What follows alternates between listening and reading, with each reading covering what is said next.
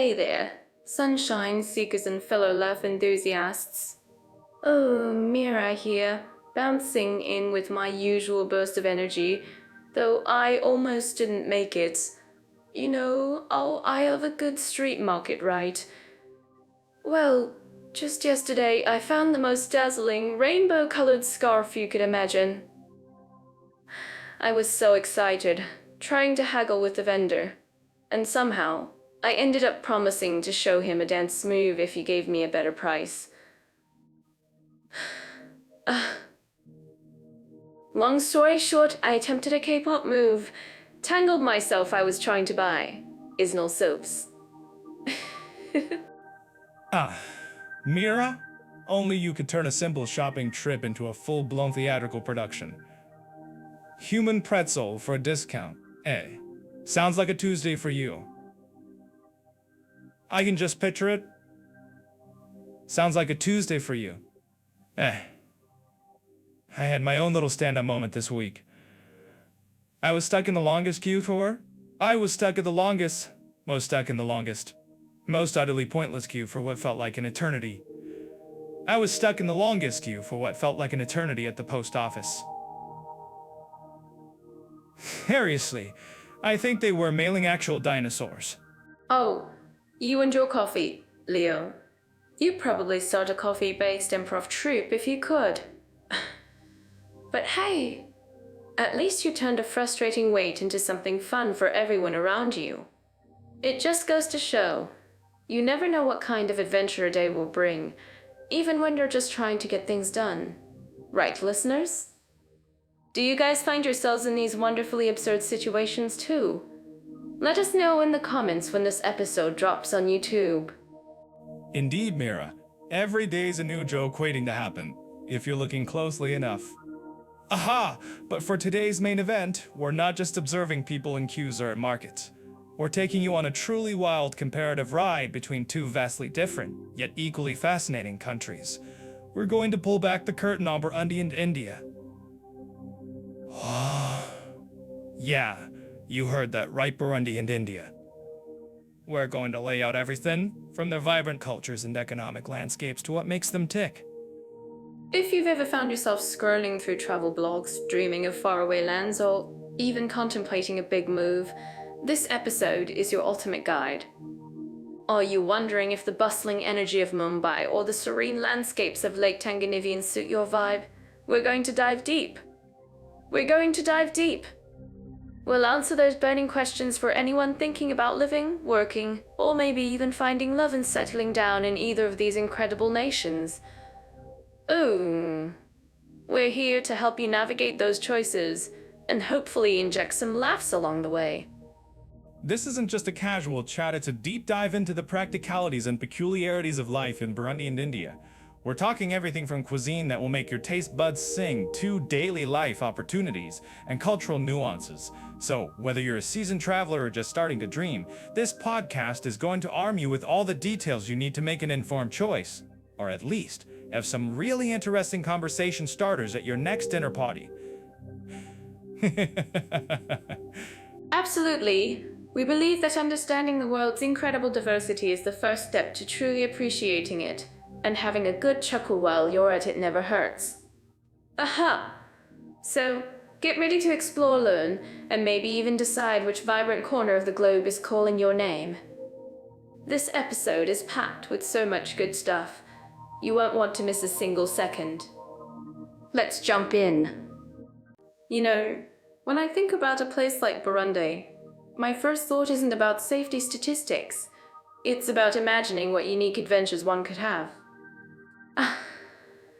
It's like a fresh canvas ready for stories, though I'm sure every canvas has a few smudges. Smudges is a gentle way to put it, Mira. I'd say any country's safety often feels like trying to find a quiet corner in a bustling train station. You know it's there, but you gotta work for it. For Burundi, or any place less traveled, I always wonder if the biggest crime is just getting lost trying a decent cup of coffee. Ooh. Oh, Leo, you and your coffee quests. But really, for our listeners thinking about Burundi, It's fair to say that, like many developing nations, it has its challenges.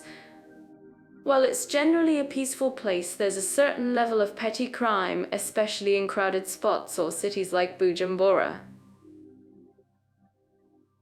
Think opportunistic theft, like bag snatching or pickpocketing.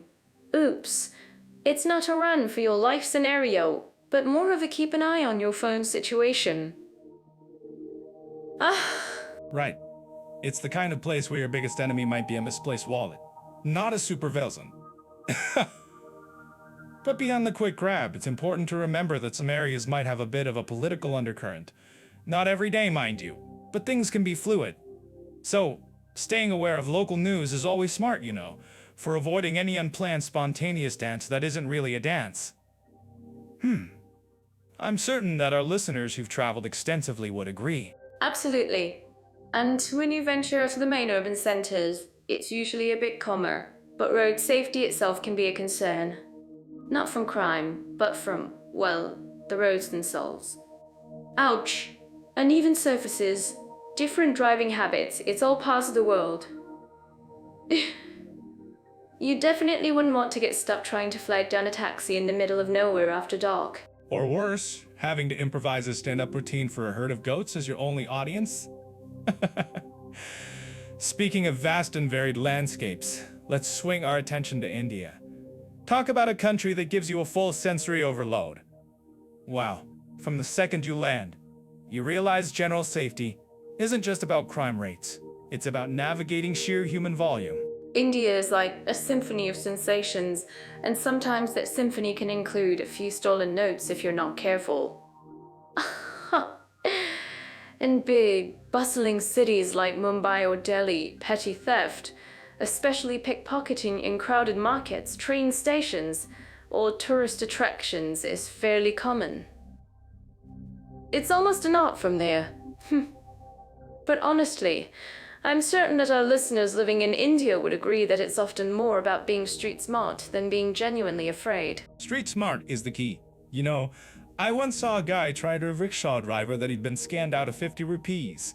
And the driver just gave him this look like, dude, welcome to the big city.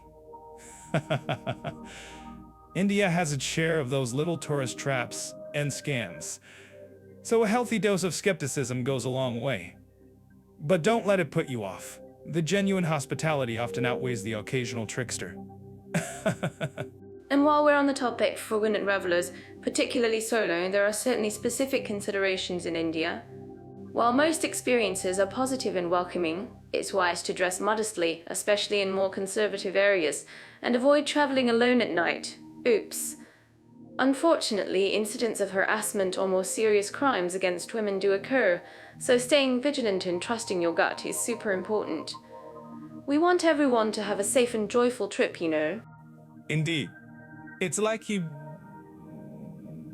don't wear your most expensive watch to a wrestling match, do you? Same principle. On the other hand, the vast majority of Indians are incredibly warm and welcoming. It's a land of 1 billion people, so you're bound to encounter a full spectrum of humanity. I'm actually curious about what our listeners think about this if you've traveled to India. Share your experiences in the comments below. We love hearing from you. That's a great point, Leo. So, if we're looking at Burundi versus India for general safety and crime rates, it seems both require a similar kind of awareness. Both of petty crime in urban hubs and require sensible precautions. Neither is a no-go zone, but neither is a leave your valuables on a park bench kind of place. For those planning a trip, check out our articles on Jet.fi for more detailed, country-specific advice. Yeah, Jet.fi's got you covered. And remember, if you're enjoying our banter and getting some useful tips, please hit that like button and subscribe to our YouTube channel. We're not asking for your firstborn, just a quick click to keep this coffee-fueled chaos going. After all, who else is going to tell you the real story behind finding a safe place to sip your chai or your espresso? And if you think we've completely missed the mark on anything, Please let us know in the comments politely, of course. We're always learning, and your insights help us make this podcast even better. Wow. So whether you're dreaming of the shores of Lake Tanganyivan or the vibrant streets of Delhi, remember a little common sense, a dash of caution, and a whole lot of adventure are the perfect ingredients for a safe journey. For me, political stability and social harmony, if things are all over the place, you can't even dance properly or enjoy your street food, can you? If thinking about countries like Burundi, it's been on quite a journey, a real roller coaster of ups and downs with some very serious moments. But you know, even after heavy rain, flowers bloom, and I always hope for that kind of peace. Oh. A playlist, you say? For some places, it's less of a playlist and more of a random noise generator on repeat. Burundi's journey has been more like a dance of a tightrope walker over a pit of unfilled paperwork and unmet expectations. Well, it's not just about hoping for flowers, it's about making sure the soil isn't constantly shifting beneath your feet. Expat life there is for the truly adventurous or perhaps the ignorant optimist. Leo, you're always so glass half empty with your metaphors.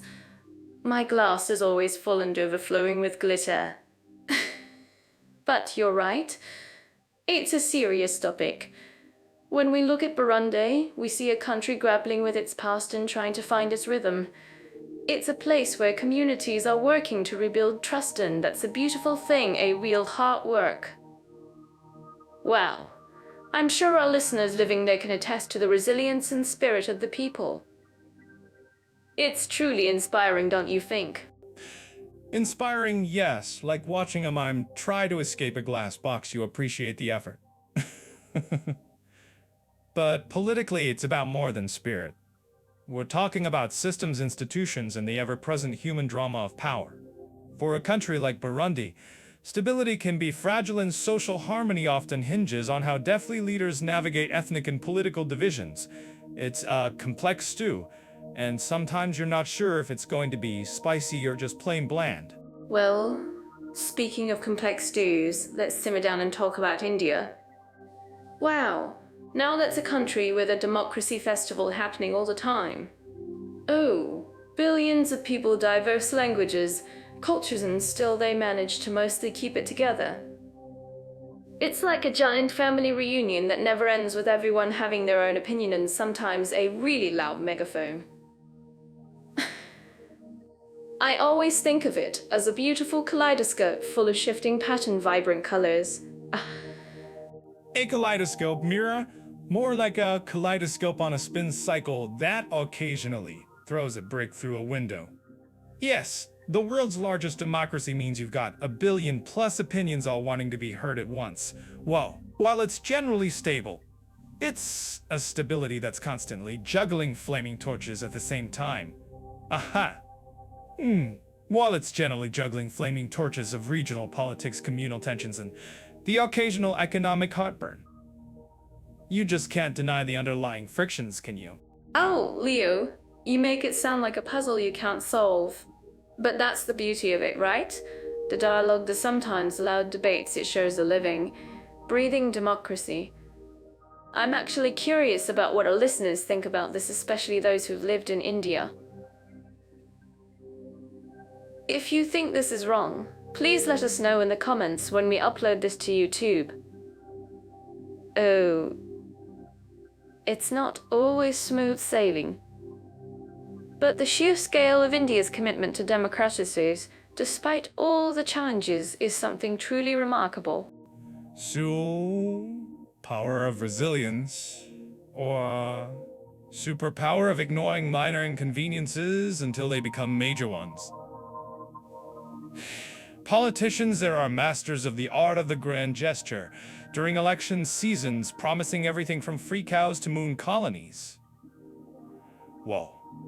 But seriously, the local politics and communal divides can make social harmony feel like a delicate balancing act on a greased tightrope over a shark tank. Ouch! Expat life there might mean you're mostly insulated from the daily squabbles, but Well, I prefer the gossip radio to no radio at all.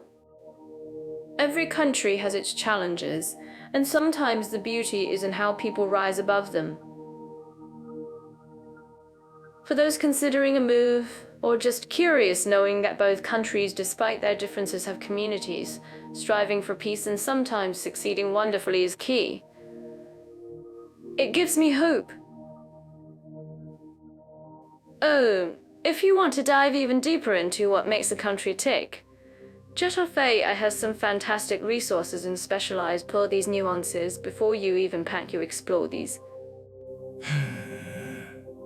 A cultural compass is a good way to put it, especially when the local weather forecast for stability can change faster than my coffee's temperature. You also have to be realistic about Burundi's ongoing efforts. But you also have to be realistic about Burundi's ongoing efforts. It's not all sunshine and rainbow-colored street food. There are real issues that impact people's daily lives and their sense of security. For anyone looking to relocate, it's vital to do your homework and understand the political headlines.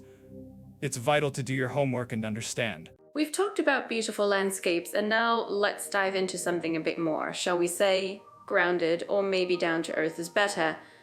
We're looking at economic conditions and the cost of living in Burundi and India. Oh, I mean, it's not always sunshine and rainbows when it comes to the numbers, is it? Is one of those places where the economy is heavily reliant on agriculture? Ow, for expats. It's a completely different picture than for locals. You might find basic local goods incredibly affordables. You might find basic local goods incredibly for locals. Crash diet for the wallet. That's a nice way to put it, Mira. I'm usually on a coffee budget crash diet myself. Speaking of coffee, I'm certain my daily intake alone could probably fund a small Burundian village for a week. Seriously though, it's an agricultural economy in village fall week run and make fun of me, right? Coffee, tea, cotton, things that smell good. But I bet the moment you want a brand name granola bar, your budget takes a hit harder than my attempts at morning exercise. But it's that classic expat paradox, living cheap. And living cheap. Oops, I'm guilty as charged, Leo. Sometimes you just need that comfort food, even if it means selling a kidney. But going back to Burundi, the reality is a lot of people there face significant economic challenges. There's a high poverty rate, and food insecurity is a real concern. It's not just about expats finding expensive granola bars, it's about daily survival for many. When we're thinking about the human side of things, it makes you appreciate the resilience, doesn't it? Farmers are some of the hardest working people. You know, if you're enjoying this, farmers are some of the hardest working people. Resilience.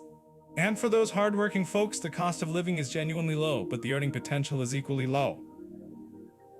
It's like finding a vintage car for $1, but then realizing you need to build the entire engine yourself. Whoa. Expats might pay cents for a local meal, but then they're hunting for specialized fare in half a day. Totally worth it, though. Expats might pay cents for a local meal, but that just aren't readily available, or they're paying top dollar for security. It's not always about cheap. It's about access and reliability. You and your sparkling water, Leo. Well, since we've mentioned Burundi's agricultural focus and low cost of living, let's pivot to India. Ooh, talk about a contrast. India's economy is this massive, vibrant, sometimes chaotic beast. Well, it's a mix of ancient farming practices, booming IT hubs, pharmaceuticals, and everything in between. So, the cost of living?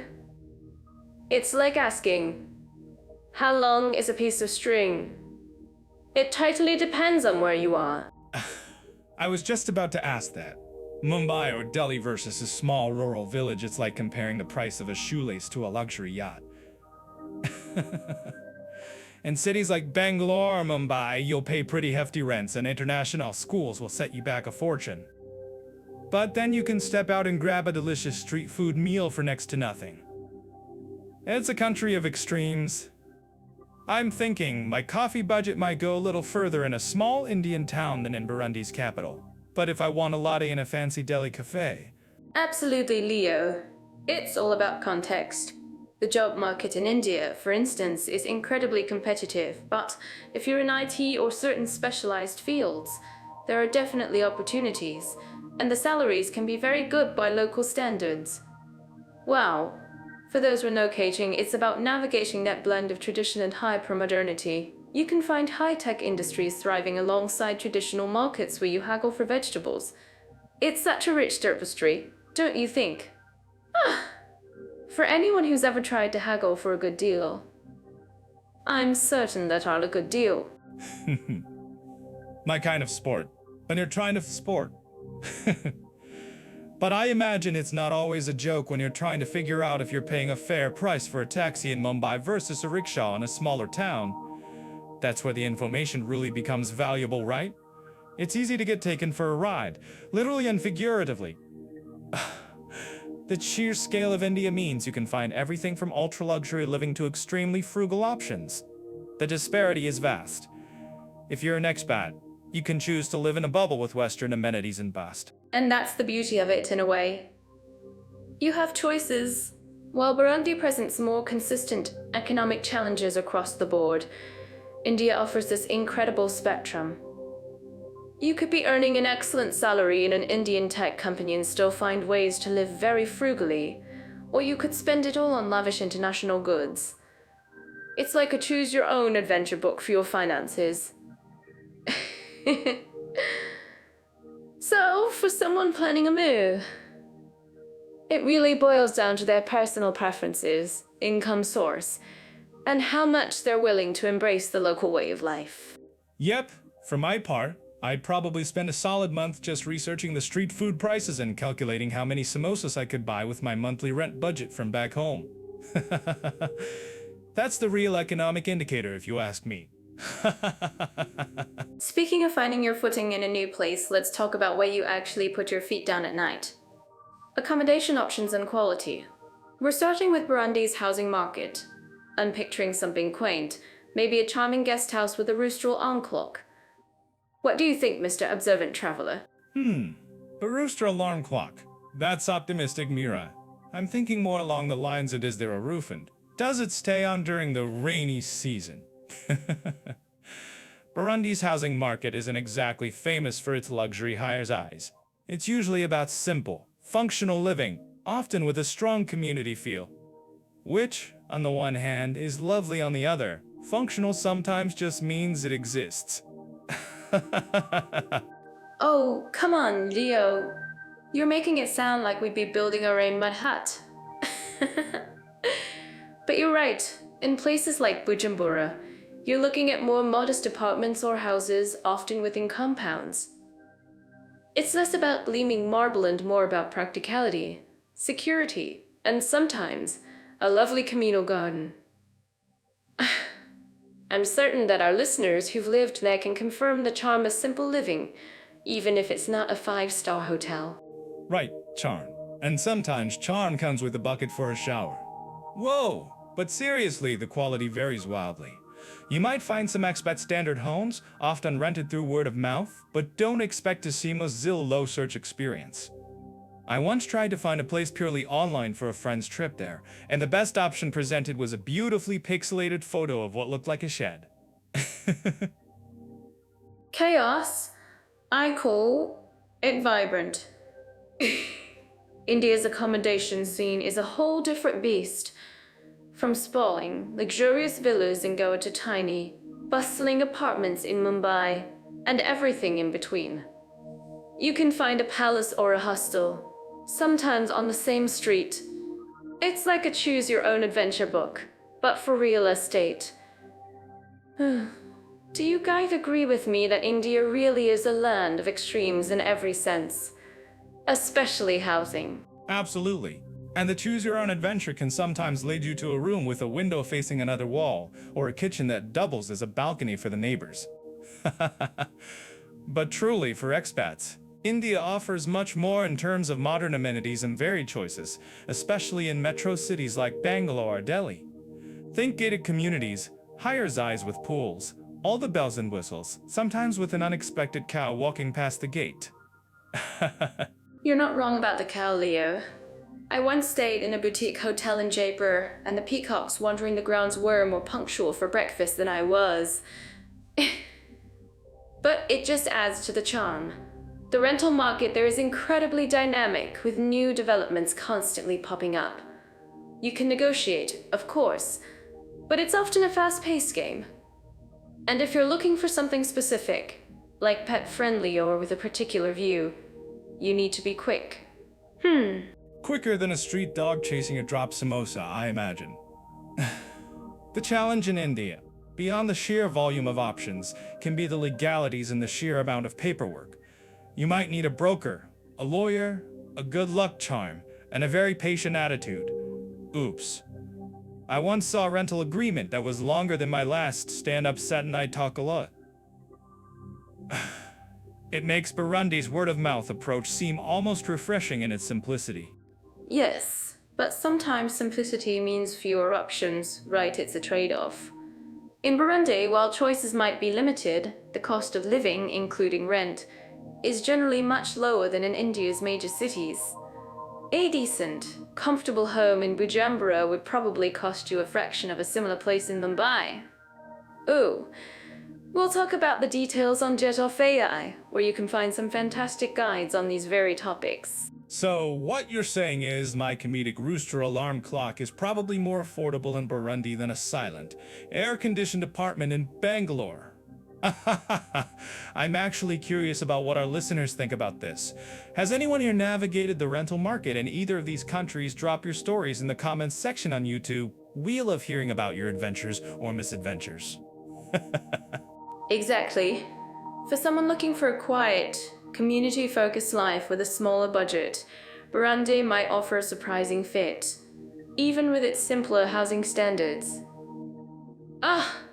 For those who crave modern amenities, a wider array of choices, and the vibrant pulse of a megacity, with the occasional peacock or cow, India is your playground. Wow. Just be prepared for the paperwork. Indeed, finding accommodation is never just about the four walls, is it? It's about what surrounds it, what paperwork you fill out, and whether you can turn a no hot water situation into a funny story for later.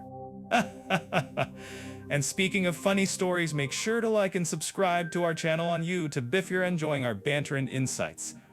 We'll continue to unravel more mysteries of global living with the help of Jet Off AI, your go-to for expert advice. Ooh. Moving right along to a topic that can sometimes feel like a treasure hunt with no map. Let's talk about the ease of visa, immigration, and official procedures in Burundi and India. Now, for me, easy is finding a good joke, not filling out a stack of forms. Oh, Mira, you just perfectly described my travel philosophy, except my easy is finding a good coffee. As for forms, I've seen more paperwork than a tree farm. So when we talk about Burundi, my observational skills tell me we're likely entering a realm of patience as a virtue. You're not wrong, Leo. Burundi's visa process can feel a bit like trying to solve a riddle wrapped in an enigma, with a dash of, where do I even start? Often, it means a trip to an embassy or getting a visa on arrival, if you're lucky and from one of the few eligible countries. It's not exactly a click-and-go online experience, you know. Click and go. For Burundi, it's more like print, sign, photocopy, translate, notarize, then wait for any mail that may or may not arrive. I imagine some poor soul trying to track down a specific official, only to find out they're on a tea break that lasts 3 days. My sarcasm aside, this kind of bureaucratic tango can really test one's resolve. Ouch. It absolutely can. And for our listeners dreaming of that Burundi adventure, researching in advance is key. Don't just show up expecting a smooth and replan for documents, photos, and possibly even an invitation letter. It's less about spontaneity and more about meticulous preparation. Speaking of meticulous, or maybe chaotic depending on the day. Let's contrast that with India, Oh, India, the land of a billion people and at least a billion different forms. Aha! While they do have an e-visa for many nationalities, which is a huge step up, the actual immigration process upon arrival can still feel like a charmingly disorganized dance. I've seen people waiting in lines that rival a queue for a rock concert, only to be asked the same question 5 different ways. Wow. you're right, Leo. India's e-visa is a fantastic innovation. But once you're on the ground, the Foreigner Regional Registration Office, the FRRO, can be a real character builder. Extending visas or getting certain permits often involves an online application followed by an in-person appointment, which can lead to hours of waiting. It's a test of both your paperwork skills and your sitting endurance. Sitting endurance is a polite way of saying developing glute strength while contemplating the meaning of life. I'm certain that our listeners who've navigated India's FRRO would agree with me. It's an experience. My friend once tried to register his address change, and they asked him for proof of not having changed his address previously. I mean, where do you even get that? Oh, that's a classic. It's like asking for proof that you haven't invented a time machine yet. India definitely has its moments of duga ad and bureaucracy, where you have to be clever and resourceful to get things done. But for those looking for longer stays or work permits, it does require a clear purpose, lots of documentation, and a healthy dose of patience. Compared to Burundi, India at least has more online resources and a generally more established, albeit sometimes slow, system. Yeah, India's system is like a venerable old elephant, slow, powerful, and sometimes difficult to steer, but it generally gets where it's going. Burundi, on the other hand, might feel more like navigating a dense jungle without a compass. The language barrier, their predominantly Kirundi French, can also add another layer of complexity to official procedures. Parlez-vous English might not get you very far, Arch. True. In India, English is widely spoken in major cities and official contexts, which makes a big difference. But for Burundi, if you don't speak French, bringing a translator might be less of a luxury and more of a necessity. It highlights how much a language barrier can impact simple procedures. You know, sometimes I feel like I need a personal translator just to understand my own thoughts. My thoughts exactly, Mira. I'm actually curious about what our listeners think about this. Have you guys had any particularly wild visa or immigration stories from Burundi, India, or anywhere else? Share them in the comments when we upload this episode to YouTube. I bet some of you have stories that'd make my stand-up material look tame. Wow! I'm sure they do. And while the journey might be a bit bumpy, understanding these nuances can really help. Both countries require preparation, but India offers more digital pathways, even if the on-the-ground experience can still be a bit of an adventure. For aspiring travelers or expats, remember that sites like Jet.fi can be a great starting point before you dive into the paperwork abyss. Indeed, Jet.fi is your friend there.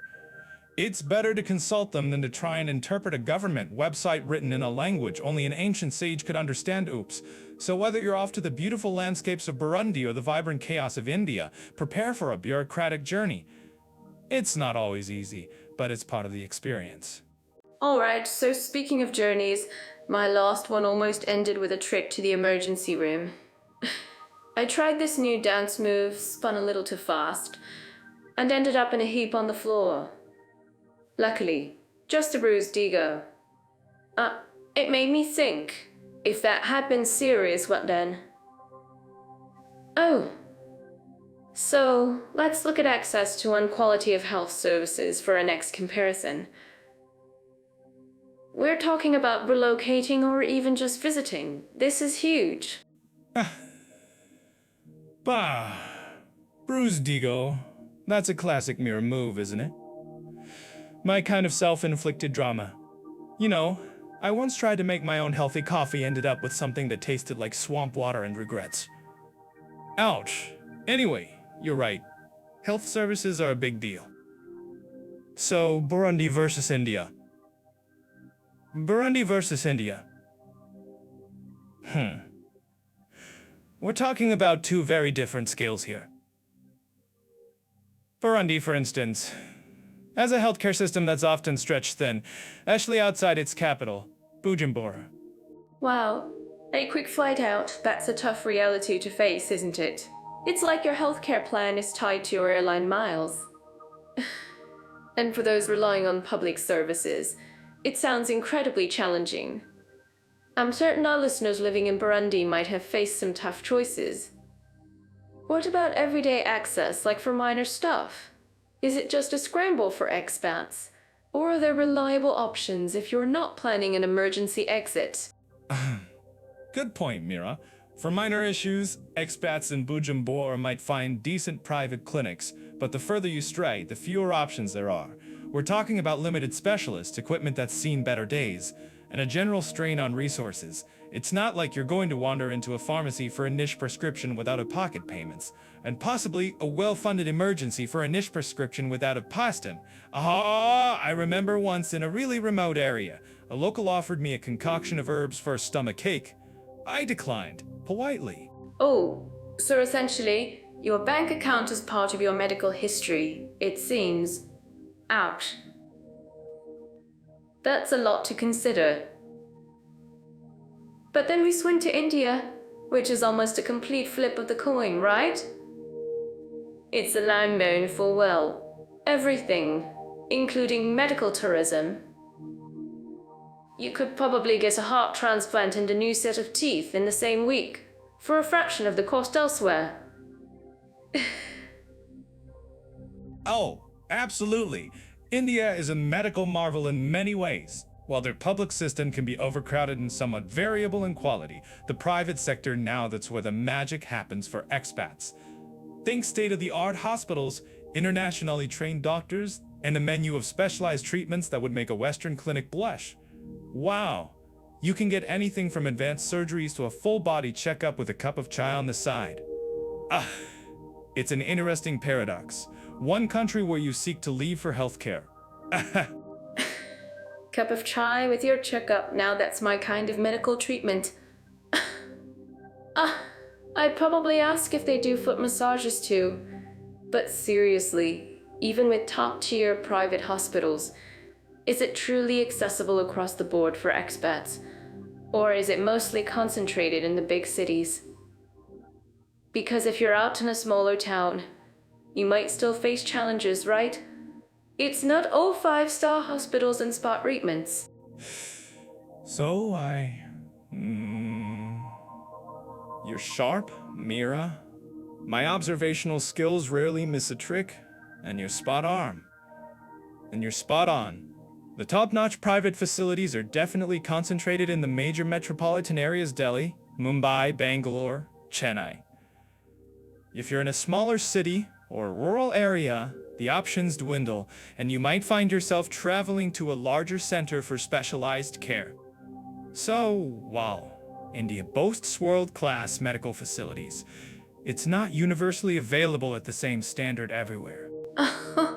So it's about knowing where to look, and maybe having a good travel plan even for a hospital visit, it sounds like. We really need to remember that healthcare isn't just about what's available, but also what's practical for your daily life. It's a balancing act. And for all these amazing insights we're sharing, a little like and subscribe on YouTube goes a long way. Plus, we have more detailed articles and resources on Jet Off AI for anyone planning their big move. Indeed. So, on one hand, Burundi presents a landscape where proactive planning for healthcare, perhaps even medical evacuation insurance, is paramount for expats. It's a system where even minor health issues can become logistical challenges. Ouch. On the other, India offers a diverse spectrum with world-class private care readily available in urban hubs, making it a medical tourism destination. But as Mira pointed out, that quality isn't evenly distributed.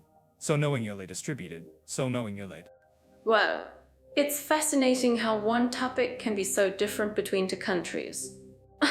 So, if you're an expat, you're really looking at two very different propositions when it comes to keeping healthy in Burundi versus India. It's almost like comparing a single-speed bicycle to a multi-gear racing bike. Both get you somewhere, but the experience is vastly different. Speaking of journeys, let's talk about getting around, shall we? Transportation infrastructure and convenience in Burundi and India.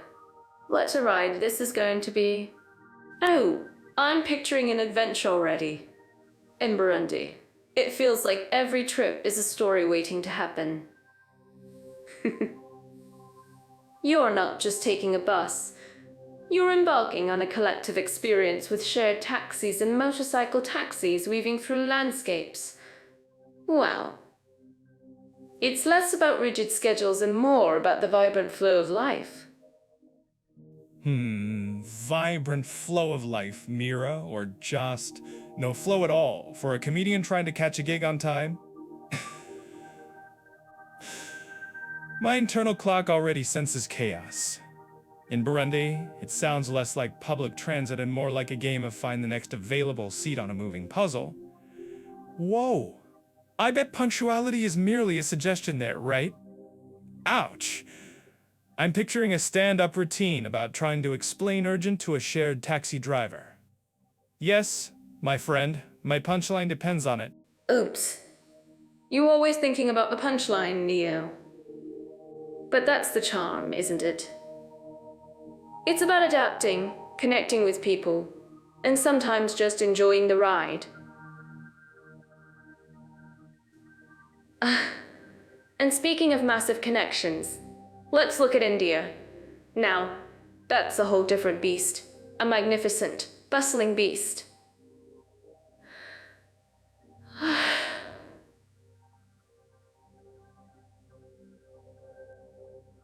From the sheer scale of their railway network, which feels like a country within a country, 'tis buzzing everywhere. A beast indeed. One that usually has its horn stuck on honk and a distinct preference for defying lane markers. India's transport isn't just infrastructure, it's a living, breathing organism with its own rules, or lack thereof. You know, I once tried to cross a street in Mumbai, and I swear a cow gave me a more direct path than the traffic lights. For our listeners wondering about that kind of adventure, check out our travel tips on Jetafe. You'll need them. Oh, the cows are sacred, Leo. And so are the stories you collect. But truly, the scale in India is astonishing. Cities like Delhi and Mumbai have these incredible metro systems that are a lifeline for millions. Whoa, it's efficient, modern, and a stark contrast to the sprawling road networks where everything from bicycles to elephants might share the same path. I bet our listeners in India relate to this traffic chaos. Don't you guys? What do you guys? What do you guys? Elephants in traffic now, that's a sight I'd pay to see, especially if they're stuck behind an auto rickshaw.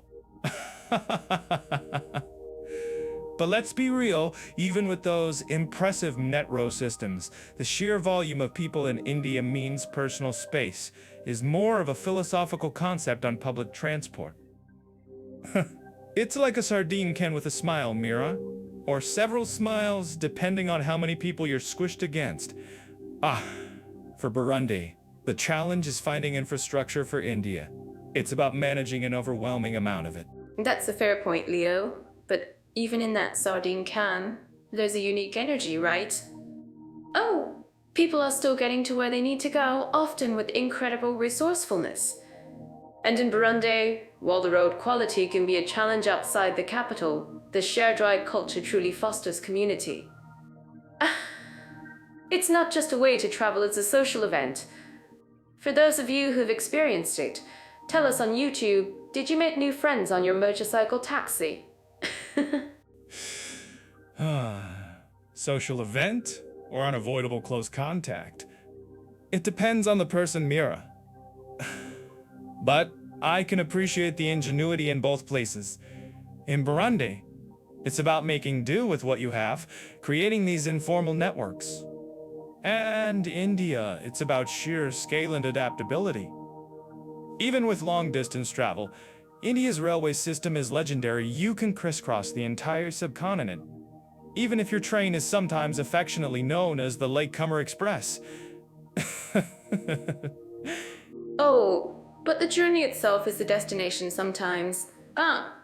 Imagine seeing all that diverse landscape from a train window. Whoa. And while Burundi's air travel is more limited, with Bujumbura International being the main gateway, it says its purpose. It's the connection to the world, even if not every city has an airport.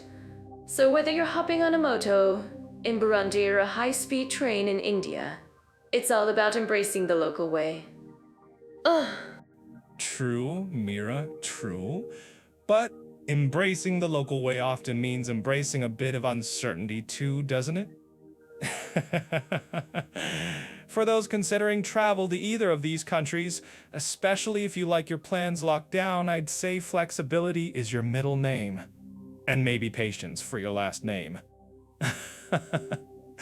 From the bumpy roads in Burundi that might double as a massage to the surprisingly intense traffic in India where every lane is merely a suggestion, it's an experience. It's all part of the adventure, Leo. No matter where you are, getting from A to B is never just about the destination, it's about what happens on the way. Wow. And both Burundi and India offer plenty of unforgettable on-the-way moments. Ooh. Alright, so our next adventure on this linguistic roller coaster is the language barrier and ease of communication. And first up, let's talk about Burundi. I tried to learn some Kirundi phrases, and let me tell you, my tongue felt like it was doing a complicated folk dance. You say more codes for thank you, and it just rolls off the tongue like a secret handshake with a badudil. It's such a beautiful language. But for a foreigner, it's definitely a delightful challenge. I butter deal, Mira. I'm pretty sure your tongue is always doing a folk dance, usually trying to extract the last bit of chocolate from a wrapper. But you're right, Kirundi is the national language there. Almost everyone speaks it, which, from a national unity standpoint, is incredible. Wow, however, for someone like me, who barely masters English past ordering a coffee, it's like landing on a planet where everyone communicates through interpretive dance. Well, you do have some excellent dance moves, Leo. Oh, but seriously, beyond Kirundi, French is also an official language, especially in government and education. So, if you got your binjo ready, you're a step ahead. I'm actually curious for our listeners who've been to Burundi. What was your go-to phrase? Share it in the comments, guys. Right, French is a helpful crutch, much like my morning coffee after a late show. Without it, I'd probably just point at things and grunt, which is my usual travel strategy anyway. But speaking of crutches, or rather a whole team of linguistic paramedics, let's pivot to India. Wow, from the moment you step off the plane, you're hit with a symphony of languages. It's like a linguistic fireworks display, isn't it? Ooh? Fireworks displays, right, Leo? I mean, Burundi has its charm, but India... it's a whole different ballgame. You've got Hindi, English, Bengali, Tamil, Telugu, Kannada, Malayalam, Gujarati, Punjabi. I could go on forever. Whoa. My brain felt like a multilingual washing machine on spin cycle after just a day. It's truly amazing, though. Oh, the sheer diversity is just incredible. Incredible, yes. Or utterly bewildering if you're trying to find a specific street vendor who sells that one mysterious, spicy street food.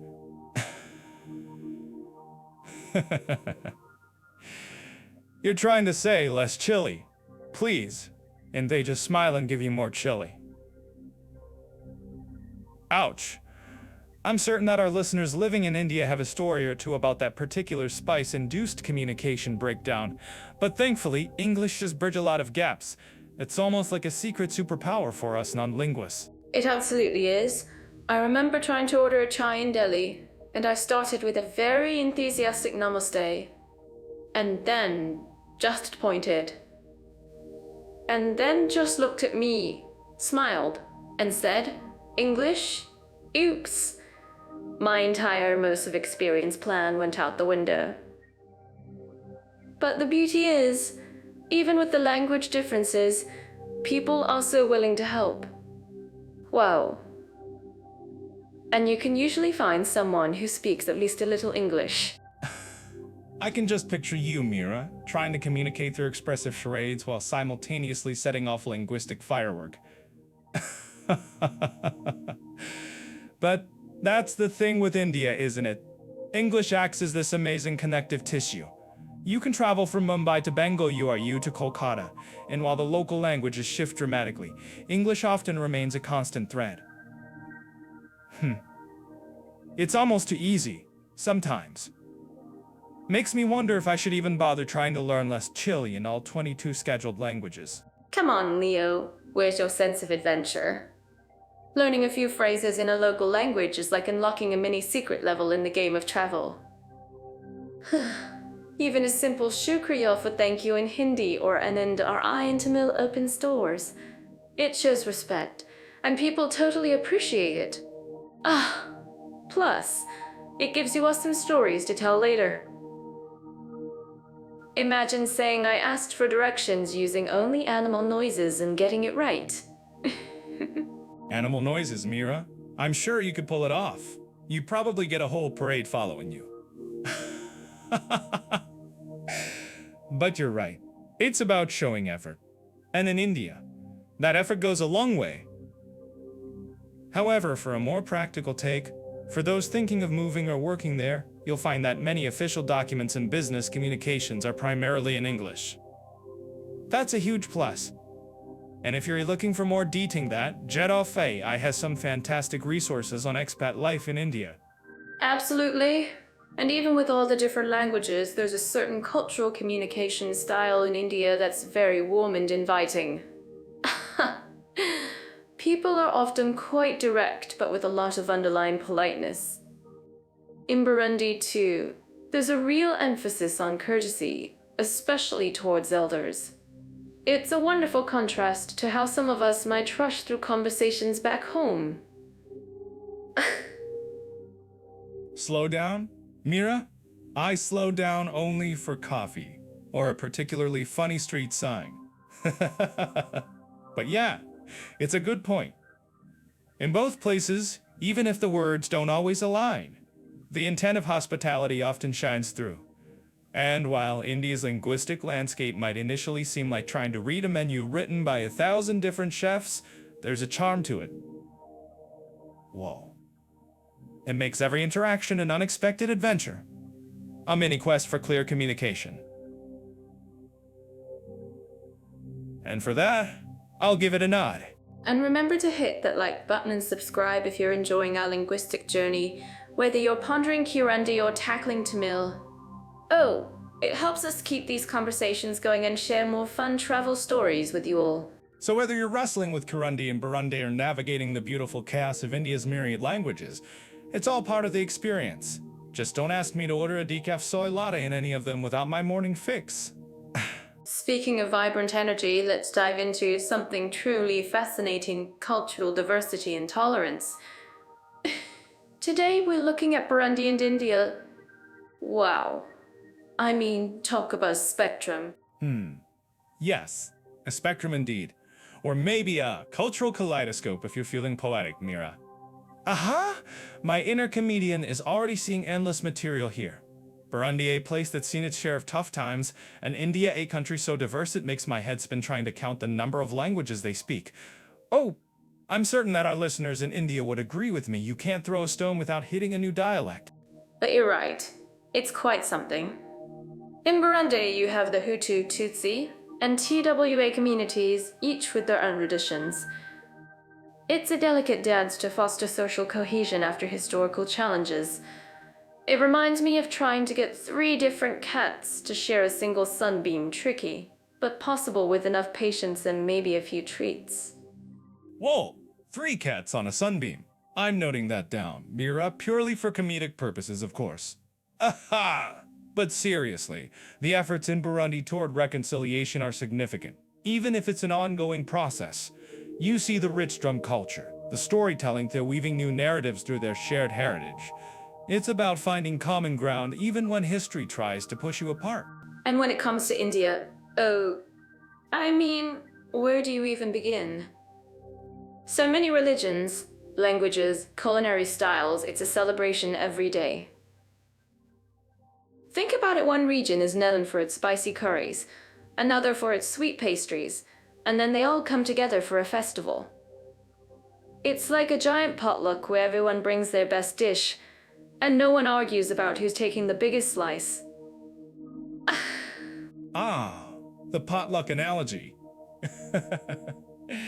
I imagine the arguments are more about whose spice blend is authentic or superior. Oh, but on a serious note, India's constitutional secularism is a huge factor in trying to balance this incredible diversity. You have so many official languages, so many faiths coexisting, often peacefully, sometimes not. It's like trying to get a symphony orchestra to play 20 different songs at once. And somehow, they mostly pull it off. Leo, you always find the irony. But it's true, sometimes that symphony hits a discordant note, and that's where tolerance truly gets tested. In both countries, maintaining respect for minorities and bridging divides is a continuous effort. It's not just about laws, it's about day-to-day interactions. It's about remembering that someone else's normal might look totally different from yours. Indeed. In Burundi, despite the past, there's a strong emphasis on national identity over ethnic division, at least officially. But, as my observational skills tell me, Leo, what's official isn't always what's lived. There's an underlying current that people learn to navigate. It's like everyone knows the main road, but they also know the secret shortcuts and detours. Well, speaking of navigating, BIPs. India also has its unique challenges, like the historical caste system, even though it's legally abolished. It's a reminder that cultural change is slow. Like trying to turn a supertanker around it takes time and a lot of effort. But there's also incredible beauty in the way communities support each other, especially during celebrations or in times of need.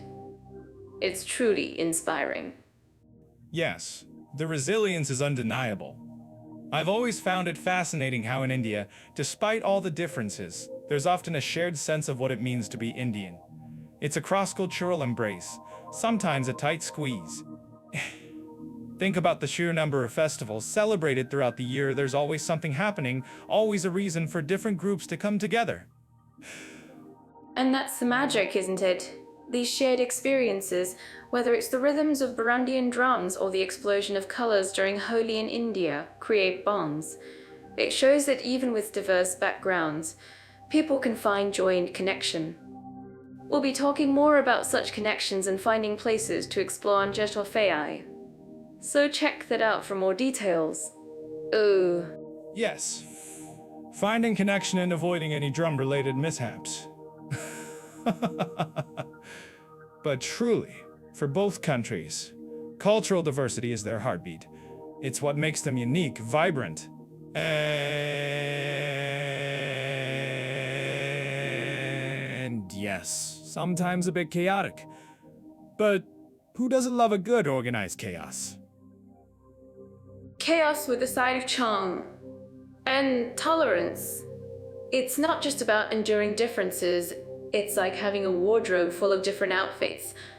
Why stick to just one color when you can wear the whole rainbow? The whole rainbow. I'm not sure my wardrobe could handle that, Mira, but I get your point. It's a powerful statement about human spirit. And on that very colorful note, I think we've covered quite a bit on how these nations navigate their vibrant tapestries. Speaking of connecting with different cultures, nothing bridges that gap quite like learning a new language, right? It's like unlocking a secret level in a video game, but instead of more boss fights, you get more delicious food and new friends. Ugh. So, on that note, let's look at educational opportunities and language schools in Burundi and India. So I think to get a visa, depending on who you ask, Mira. You're always so optimistic. But I guess you're right. Education is key. When we talk about Burundi, the picture is quite stark. Literacy rates, particularly for women, have traditionally been a significant challenge. It's a country still recovering and building up its infrastructure. You won't find bustling international language schools on every corner there. It's more about foundational learning, getting kids into primary that. Wow, that really puts things into perspective. It reminds me how lucky we are to have access to so much. But even with challenges, there's always a spark, isn't there? Oh, I'm certain that the teachers and students there are incredibly resilient, finding innovative ways to learn even with limited resources. It's like finding a dazzling gemstone in a quarry, right? They probably cherish every textbook like it's a treasure map. Treasure map, indeed. Though I bet some students in Burundi would trade a treasure map for a consistent internet connection to look up cat videos, just like everyone else. But seriously, primary education in Burundi has seen increasing enrollment, thanks to efforts in international support. However, higher education and specialized language training, especially for foreign languages beyond French, are quite limited.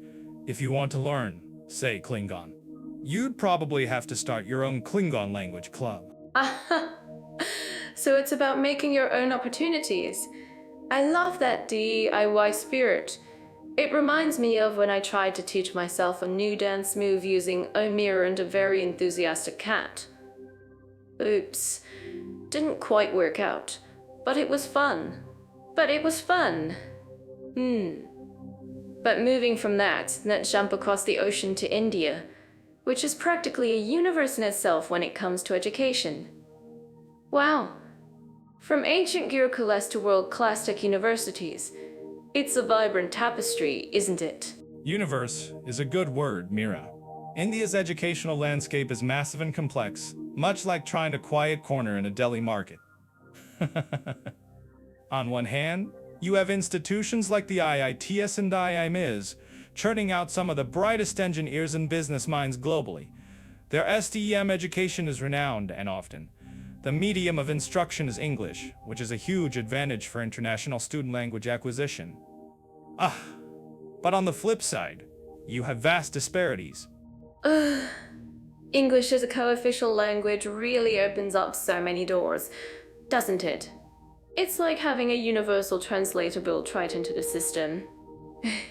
I imagine there are language schools everywhere, not just for English but for all the regional languages too.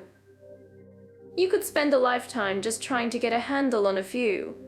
If you guys listening want to dive into learning Hindi or Tamil, I bet Jatafe AI has some fantastic resources to get you started on that linguistic adventure. You're right, Mira. India is a linguist's playground. English is practically omnipresent in higher education and urban centers, making it relatively easy for those wanting to study there to adapt. As for language schools, they're everywhere, from small private institutes teaching English for competitive exams to more formal centers for Hindi, Sanskrit, or even international languages like German or Japanese. The competition to get into good schools, whether for a degree or just language proficiency, is fierce though. A linguistic Hunger Games with Chai. Wow, that's a visual I won't soon forget. But it sounds like for language acquisition, India offers incredible immersion and a huge variety of options. Unlike Burundi, where resources are scarce, India is bustling with choices. So if you're looking for a place to really sink your teeth into a new language, or even sharpen your English skills, India is a fantastic bet. Don't forget to like this podcast and subscribe to our YouTube channel if you're enjoying our little global tour. Indeed. If you want to hear more of Mira's wildly optimistic takes, hit that subscribe button. But for real, while India boasts a vibrant and accessible educational ecosystem, particularly for language learners, Burundi's situation highlights the global challenges many nations face in providing basic and quality education. But that reminds us that educational access isn't a given everywhere. So, whether you're aiming for a prestigious Indian university or just trying to pick up some conversatus Indian university. Universal indeed. It's like we all have this little learn it button inside us, just waiting to be pressed. Oh, And even if the resources aren't always there, the human spirit finds a way. I'm actually curious about what our listeners think about this.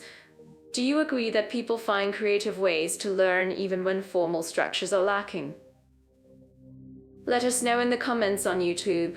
Or if you've tried learning Kirundi from a very enthusiastic cat like Mira, then certainly let us know about that.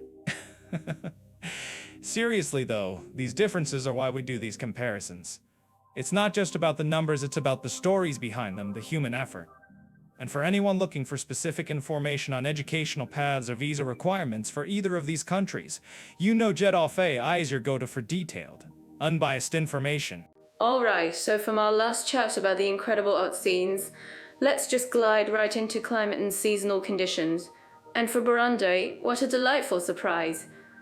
It's like the Goldilocks of climates, not too hot, not too cold, just right.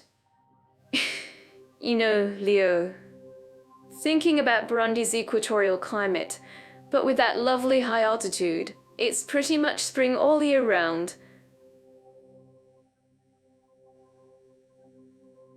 Whoa. I mean, two wet seasons.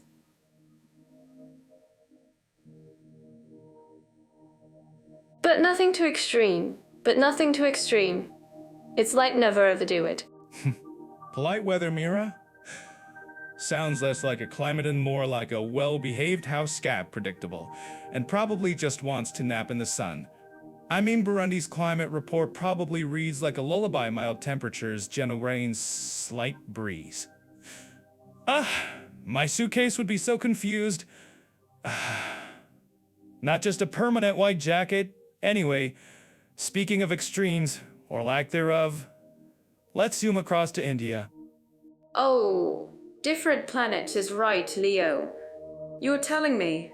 I can just picture someone landing in Chennai and then flying up to Shimla, thinking they accidentally took a flight to another continent. You know, India's monsoon season always fascinates me. It's not just rain, it's a whole event. Ooh, it's like the sky decides to open up a giant tap for 4 months straight. I always think about how life adapts to it. The vibrant greens, the street vendors with their protective tarps, the kids splashing in puddles. Spectacle of nature and human resilience, or as I like to call it, the annual test of umbrella integrity. I mean, you pack for India, you're essentially packing for every possible scenario. You need the light, breathable cottons for the scorching pre-monsoon heat that makes you feel like you're costly slow roasting. Ouch. Then you need rain gear that can withstand a small tsunami for the monsoony slow roasting. Ouch. Then you need rain gear that can withstand a small tsunami for the monsoons. And then if you head north, you're suddenly looking at proper winter coats. I'm getting the weather. I'm going to steal that one for my next vlog, Leo. But you know, even with all that variety, there's a certain rhythm to it, isn't there? Like the anticipation of the monsoon after the summer heat. It's not just a climatic shift, it's a cultural one too. The festivals, the food, even the stories told around it. Compared to Burundi's gentle flow, India's seasons are characters in their own right, each with a dramatic entrance and exit.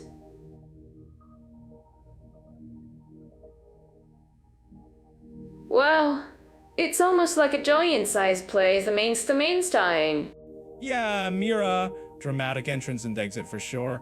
I'd say the summer in India makes a dramatic entrance by trying to melt your shoes. Ouch. I'd say the summer in India makes a dramatic entrance by flooding the streets and making you question your life choices about ever leaving the house. There's a cultural thread woven in the house. But you're right, there's a cultural thread woven through it all. There's a cultural thread woven through it all. It's not just hot, it's chai and sweets in the winter morning cold.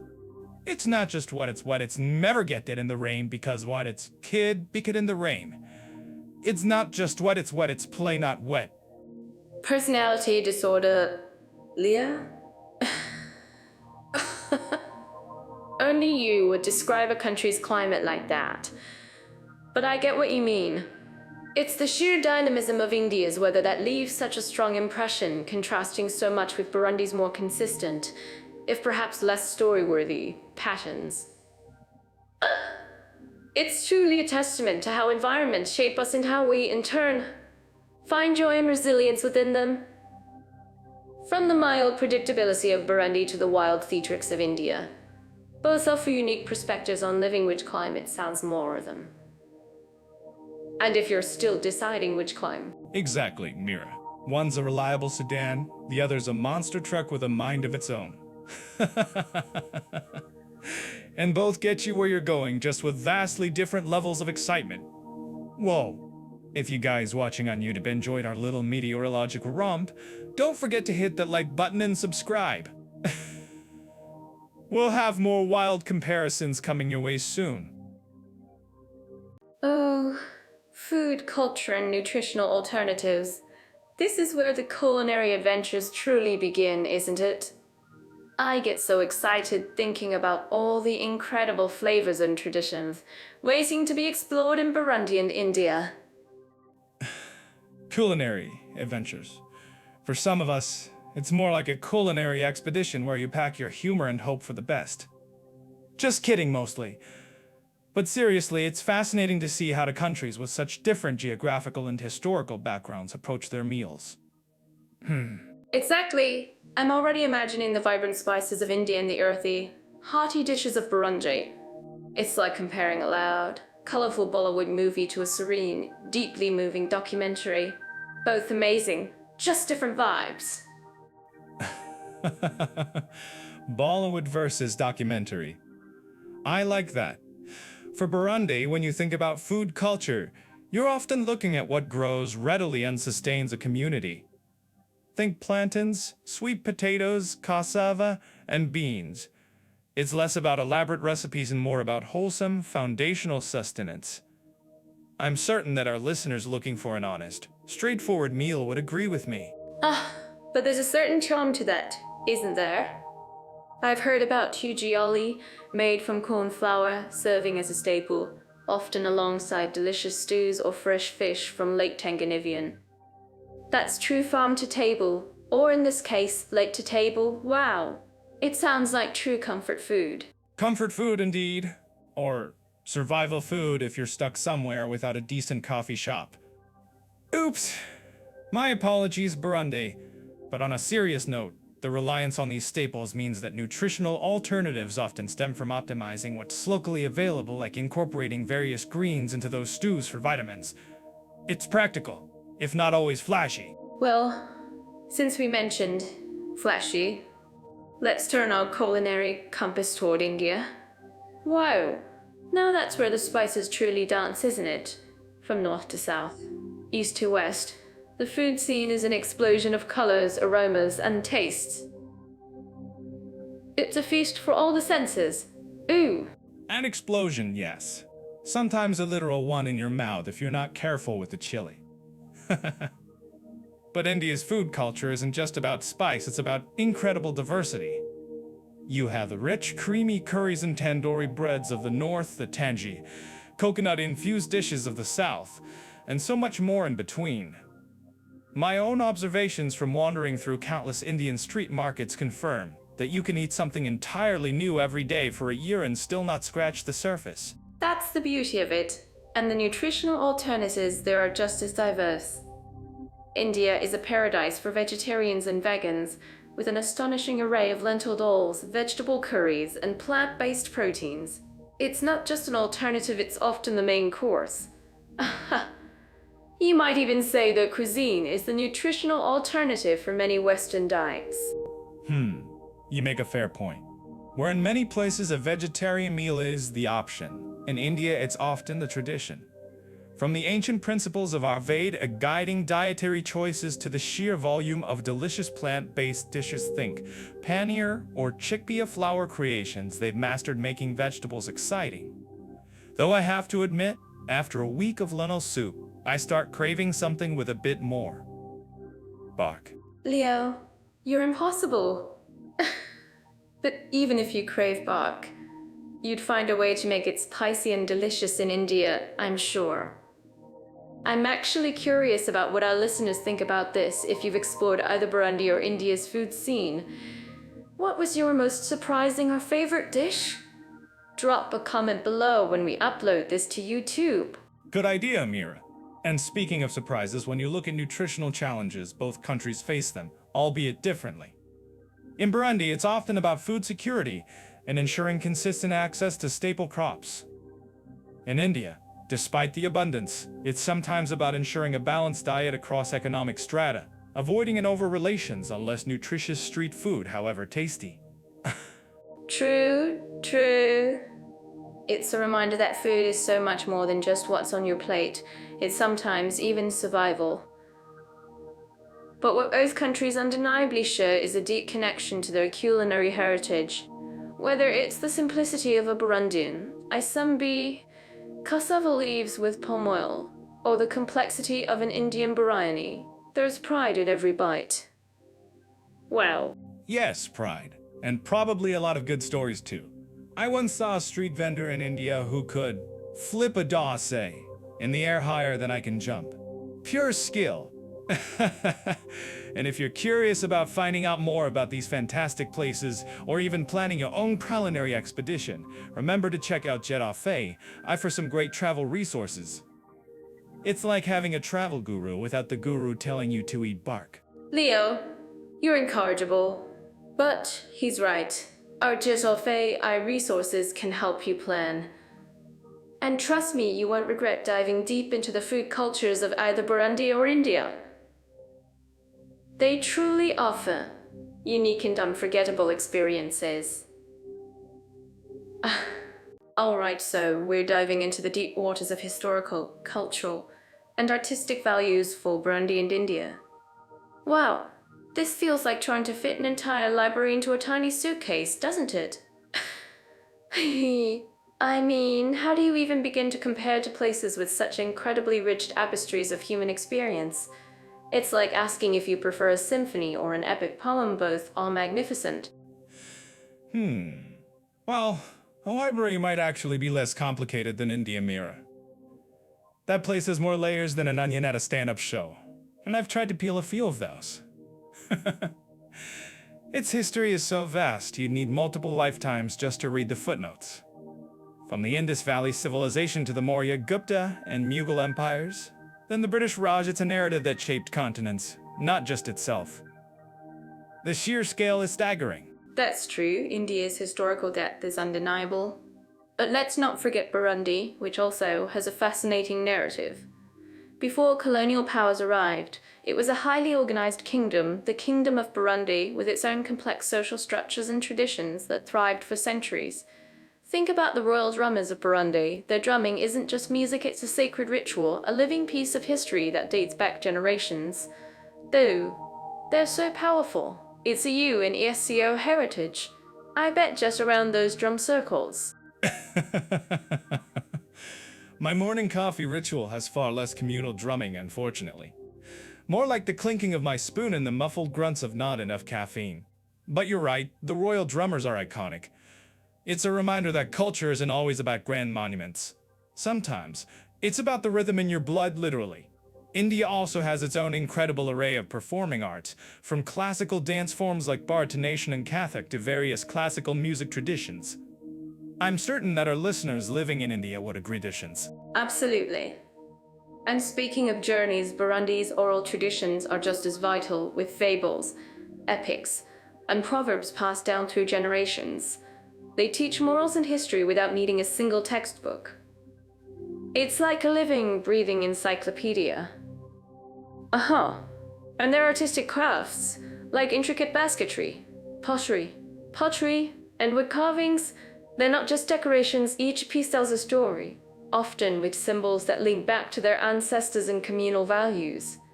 Oh, I'm actually curious about what our listeners think about this with formal drawing, oral storytelling. That's a good point about craftsmanship. In India, you see that same dedication in everything from the textiles in Rajasthan to the intricate sculptures in ancient temples. They have a saying, God is in the details, and you can feel that in every chisel mark on a historical monument. Take the Taj Mahal, for instance, Wow, it's not just a tomb, it's a poem carved in marble. And the sheer number of temples, mosques, and stupas across the country, each a masterpiece, a testament to centuries of diverse artistic expression. I can just imagine you, Leo, critiquing the structural integrity of ancient temples while muttering about a coffee break. But the blend of cultures in India, from Hindu to Buddhist to Islamic influences, creates such a unique artistic mosaic. And their festivals, like Diwali or Holi, are just celebrations of vibrant art forms themselves, bursting with color, music, and dance. They truly bring communities together, just like the drumming does in Burundi. Both countries celebrate their past with such passion. Indeed. Jerafe loves uncovering stories like this, and so do we. We're talking about places where history isn't just in a museum, it's walking the streets with you. In Burundi, that deep respect for community and ancestors is palpable. In India, you have a society where yoga and meditation, ancient practices, are still part of daily life for millions. It's that unbroken chain of tradition. Ancient practices are still part of daily life for millions. It's that unbroken chain of tradition, the way the past informs the present. It's not just historical, it's living history. You know, Leo, it's easy to get lost in the grand narratives, but the smaller, everyday expressions of culture are just as vital. The way a mother teaches her child a folk song in Burundi, or how a chaiwala in India tells a story with every cup. These are the threads that hold the cultural fabric together. And don't even get me started on Bollywood in India. It's a global artistic force, a riot of music, drama, and dancing. I think that we can talk through that.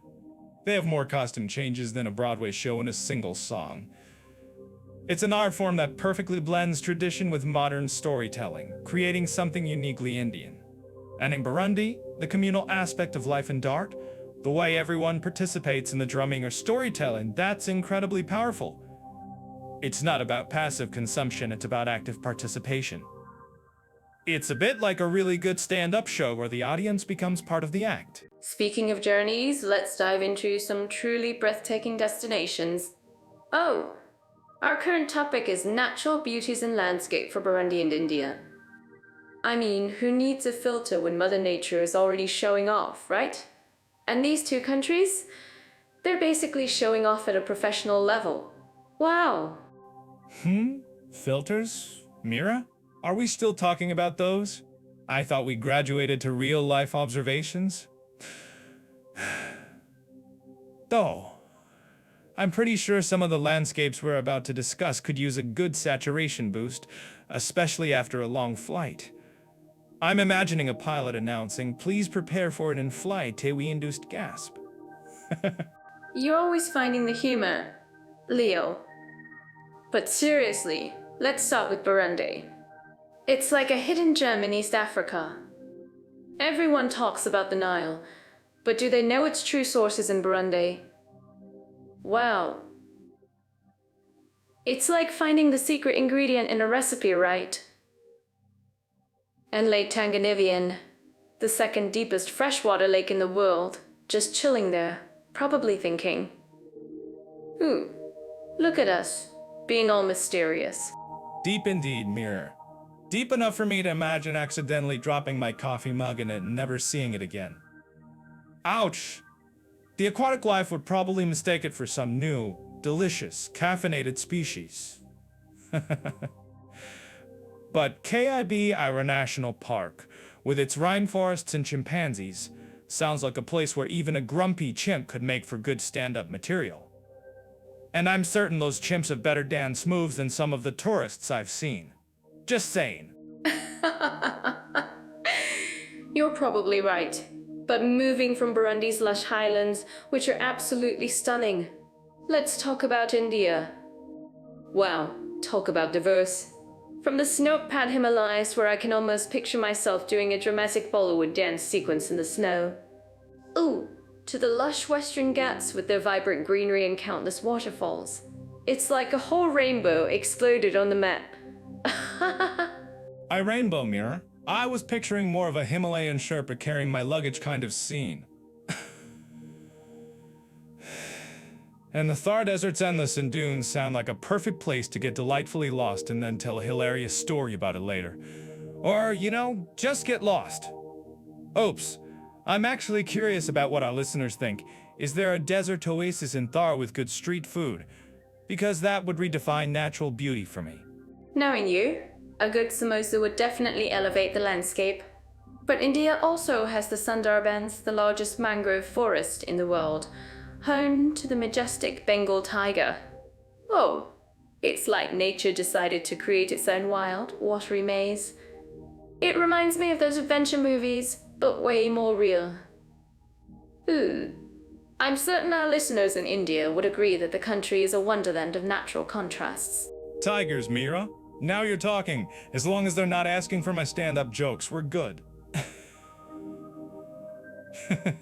Compared to Burundi's more subtle, verdant beauty, India certainly shouts its natural wonders from the rooftops, or, mountain peaks. It's like Burundi is a quiet, contemplative art gallery, and India is a rock concert in a botanical garden. Wow. That's a great way to put it. And the coastal regions in both countries, Burundi has the serene shores of Lake Tanganyika, perfect for a peaceful escape. While India boasts vibrant beaches like Goa, which are all about energy and fun. Oh, it's like choosing between a gentle lullaby and a catchy pop song. Both are beautiful, just different vibes. Lullabies and pop songs. I'm just looking for a good spot to enjoy my coffee without a monkey trying to steal it. But seriously, if you're ever planning an adventure to discover these incredible places, remember that Jedoff AI has some amazing tools to help you plan your journey. You won't get lost like I spontaneously explore. Don't you mean wander off in the wrong direction and blame the map, Leo?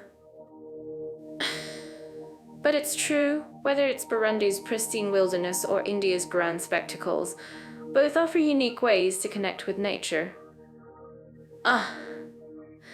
For those of you watching on YouTube, if you've ever had a spontaneous exploration, moment turn into a where my and why is my phoned ed moment, hit the like button. We'd love to hear your tales in the comments below. Ooh, we are rolling right into our next topic, and it's a zinger for all you adrenaline junkies and couch potato cheerleader about their sports, activity, and adventure options. Now, thinking about Burundi, my first thought jumps to Lake Tanganyika. Imagine paddleboarding there, maybe doing a little dance on the board. That's my kind of adventure, spontaneous, refreshing, and definitely spontaneous, refreshing, and definitely splashy. What about you, Leo? Are you picturing any specific Burundian sports? Mira, I'm picturing you trying to paddleboard and accidentally turning it into a synchronized swimming routine with the local fish. But seriously, when it comes to Burundi, football or soccer, for our American friends, is huge. I've seen clips, and the passion is just something else. It's not just a game, it's a community event. Everyone's involved, yelling, cheering. It's less about the stadium and more about the collective energy. It reminds me of those street games where everyone's a player. Wow, that's actually super cool, Leo. I love that vibe, where it's all about the community. It's like a giant party where the ball just happens to be the guest of honor. Oh, and speaking of community activities, I've heard a lot about Burundian drumming. It's not just music, it's a full-body workout. A performance and a spiritual experience all rolled into one. I bet it takes serious endurance. I'd probably last about 5 minutes before I needed a nap. But it looks incredibly exciting, don't you think? You trying to drum Mira? I'm picturing a lot of flailing arms and very little rhythm. Oops, but you're right. It's definitely an intense activity, a true blend of culture and physical exertion. Now, let's look at adventure, which might be a bit more low-key in Burundi compared to what some expect. It's more about exploring nature. Rurubiyu National Park, for instance, offers wildlife viewing and hiking. You're not going to find extreme bungee jumping, but you'll experience a raw, untouched beauty. That's a great point, Leo. Sometimes the best adventure is just being present in nature, right? No need for a giant safety harness or a dramatic backdrop. But speaking of dramatic backdrops, if we pivot to India, the landscape for sports and adventure completely shifts, doesn't it? From the calm of Burundi's Lake Tanganyika to the towering Himalayas, it's a whole different ballgame. I'm certain that our listeners know what I'm talking about when I say cricket. It's practically a religion there.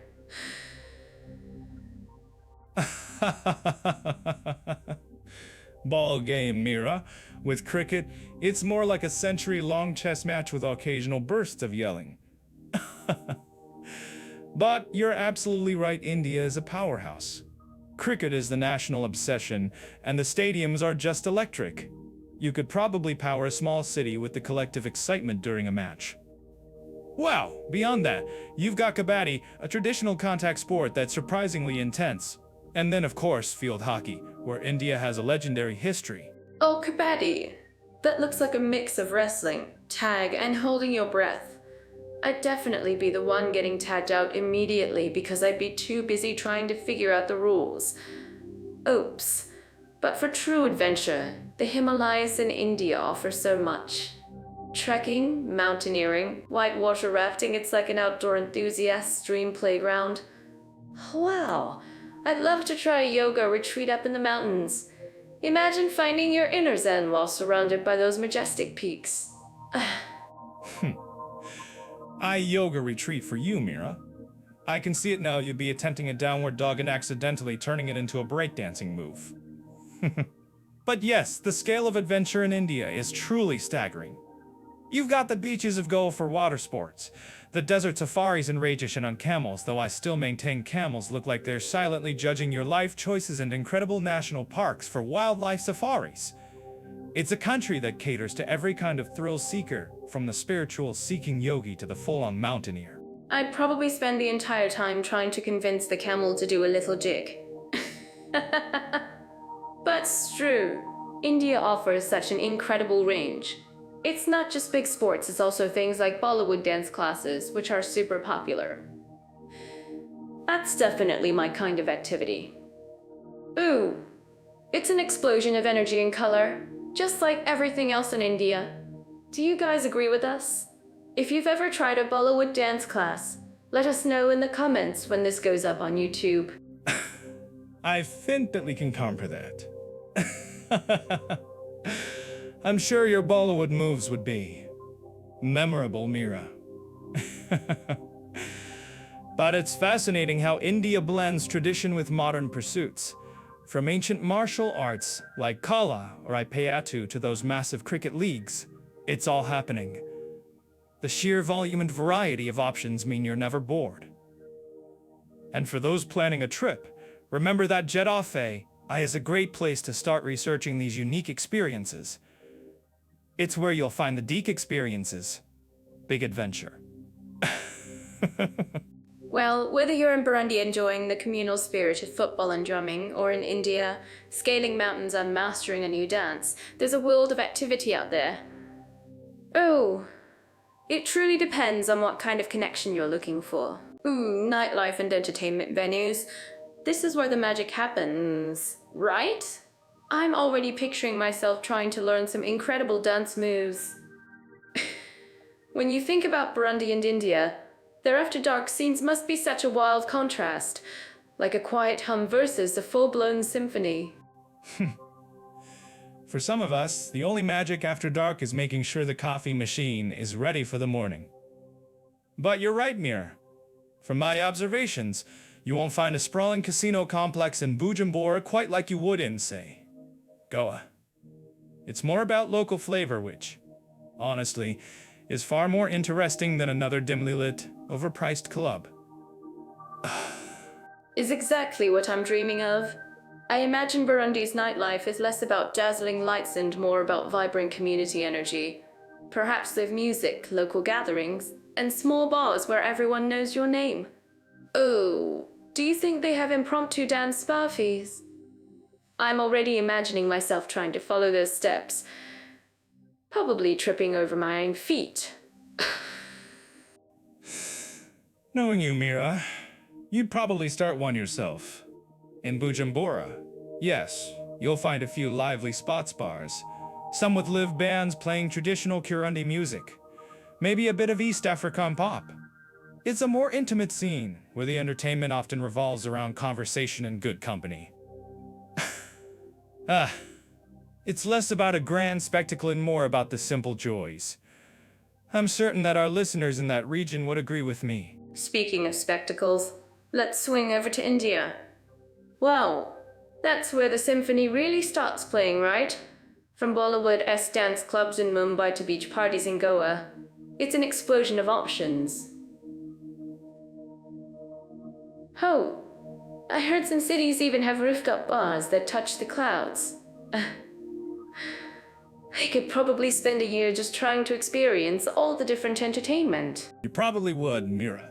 Your energy levels are frankly terrifying. India's nightlife is indeed a beast of a different color, or rather many colors.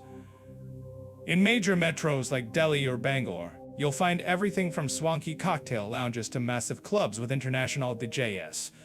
But then you also have the traditional side classical dance performances, folk music events, and bustling night markets. It's a land of extremes, isn't it? Aha! Absolutely. And the food. I can only imagine the street food available after dark in India. It must be a feast for the senses. Oh, I'm curious, Leo, are there significant regional differences in India's nightlife? Like, is it all about the clubs in the big cities? Or do smaller towns have their own unique entertainment? That's a good observation. While big cities certainly dominate with modern club scenes, smaller towns and states in India often have their own additional forms of entertainment. Think Kathakalia performances in Kerala or vibrant Garba dances in Gujarat during Navratri. It's not always about flashing lights, sometimes it's about ancient stories told through movement and music.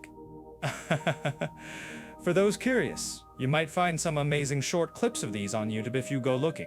Wow, that sounds absolutely captivating. I'd love to experience a traditional Indian dance performance. It's so different from the energetic club scene. Do you think there's a good balance between these traditional and modern forms of entertainment in India? Or does one overshadow the other? It depends where you are. In Mumbai, Bollywood might overshadow a traditional Bharatanatyam performance on a Friday night, but both coexist. It's like having a choice between a high-octane action movie and a classic documentary. Both have their audience. Now, getting back to Burundi for a moment, the entertainment there, while perhaps less varied than India's vast offerings, feels more intrinsically tied to daily life. It's not as compartmentalized. That makes sense. It feels more organic, doesn't it? Like the entertainment is a natural extension of community life, rather than a separate industry. I'm actually curious about what our listeners think about this. Do you prefer the big, flashy city nightlife or the more intimate, traditional cultural experiences when you travel? Let us know in the comments section. It's always great to hear your perspectives. Yes, do share your thoughts. And while you're at it, don't forget to check out Jet-Off AI for more travel insights and planning tools. It's where we get some of our fantastic data after all. But back to the comparison in India, especially in places like Goa, the nightlife has a very specific, almost global, reputation for parties. Burundi's doesn't tame for that, which I think gives it a certain charm. It's not trying to be anything it isn't. That's a perfect way to put it. And India offers incredible diversity. Both are fantastic, just in their own unique ways. I'm certain anyone visiting either country will find something to make their evenings memorable, whether it's a quiet local bar or a roaring dance floor. Well, just remember to pack your dancing shoes, or at least your observational skills. All right. Our next topic is all about the little ones. What's it like for families and kids in Burundi and India? Oh, I'm already imagining bustling streets and quiet villages, and a whole lot of laughter. This is going to be so much fun, don't you think, Leo? Fun's one word for it, Mira. I'm picturing the completely different worlds. One, I imagine, is all about children playing with sticks and rocks in a field, and the others probably got kids glued to a tablet while their parents argue about screen time. It's always a spectrum, isn't it? Let's not forget the sheer chaos of a family outing anywhere in the world. Oh, come on. You always go straight to the chaos. But you're right, they're quite different. When we talk about Burundi, the first thing that strikes me is the incredible strength of family bonds.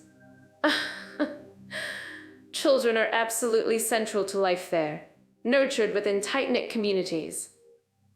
It's less about organized fun parks and more about children playing outside, creating their own games, and learning from their elders. There's a real sense of collective upbringing. Right, so we're talking about the free-range kid model in Burundi, where the whole village raises the child, and probably teaches them how to build a fire before they can't tie their shoes. I'm certain that our listeners living in the region would agree with me. It sounds wonderfully communal, but I'm also thinking about the practicalities. Are there dedicated spaces, or is the entire environment the playground? It's a stark contrast to what many might expect from a family-friendly place with a designated petting zoo, for instance. It's more of a natural playground, Leo. Kids are out in the open, often near Lake Tanganyika, learning to swim or play traditional games. Storytelling is huge, passing down culture and wisdom. It's about resilience and connection, rather than structured playdates. And let's not forget the simple joy of chasing a rolling tire down a dirt path that's pure childhood magic. No fancy app needed. Oh, it's a beautiful way to grow up. Chasing a rolling tire, I can already see the stand-up routine. And then, after 3 hours of chasing, the kid realizes it's just a tire. But speaking of bustling streets and actual infrastructure, let's move on to India. A country that probably has a designated traffic controller for kids crossing the street. Wow. From tire chasing to traffic controllers, what a transition. India, of course, is a world unto itself. The family unit is incredibly strong, often multi-generational.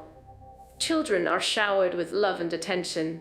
Sometimes, a little too much attention, if you know what I mean.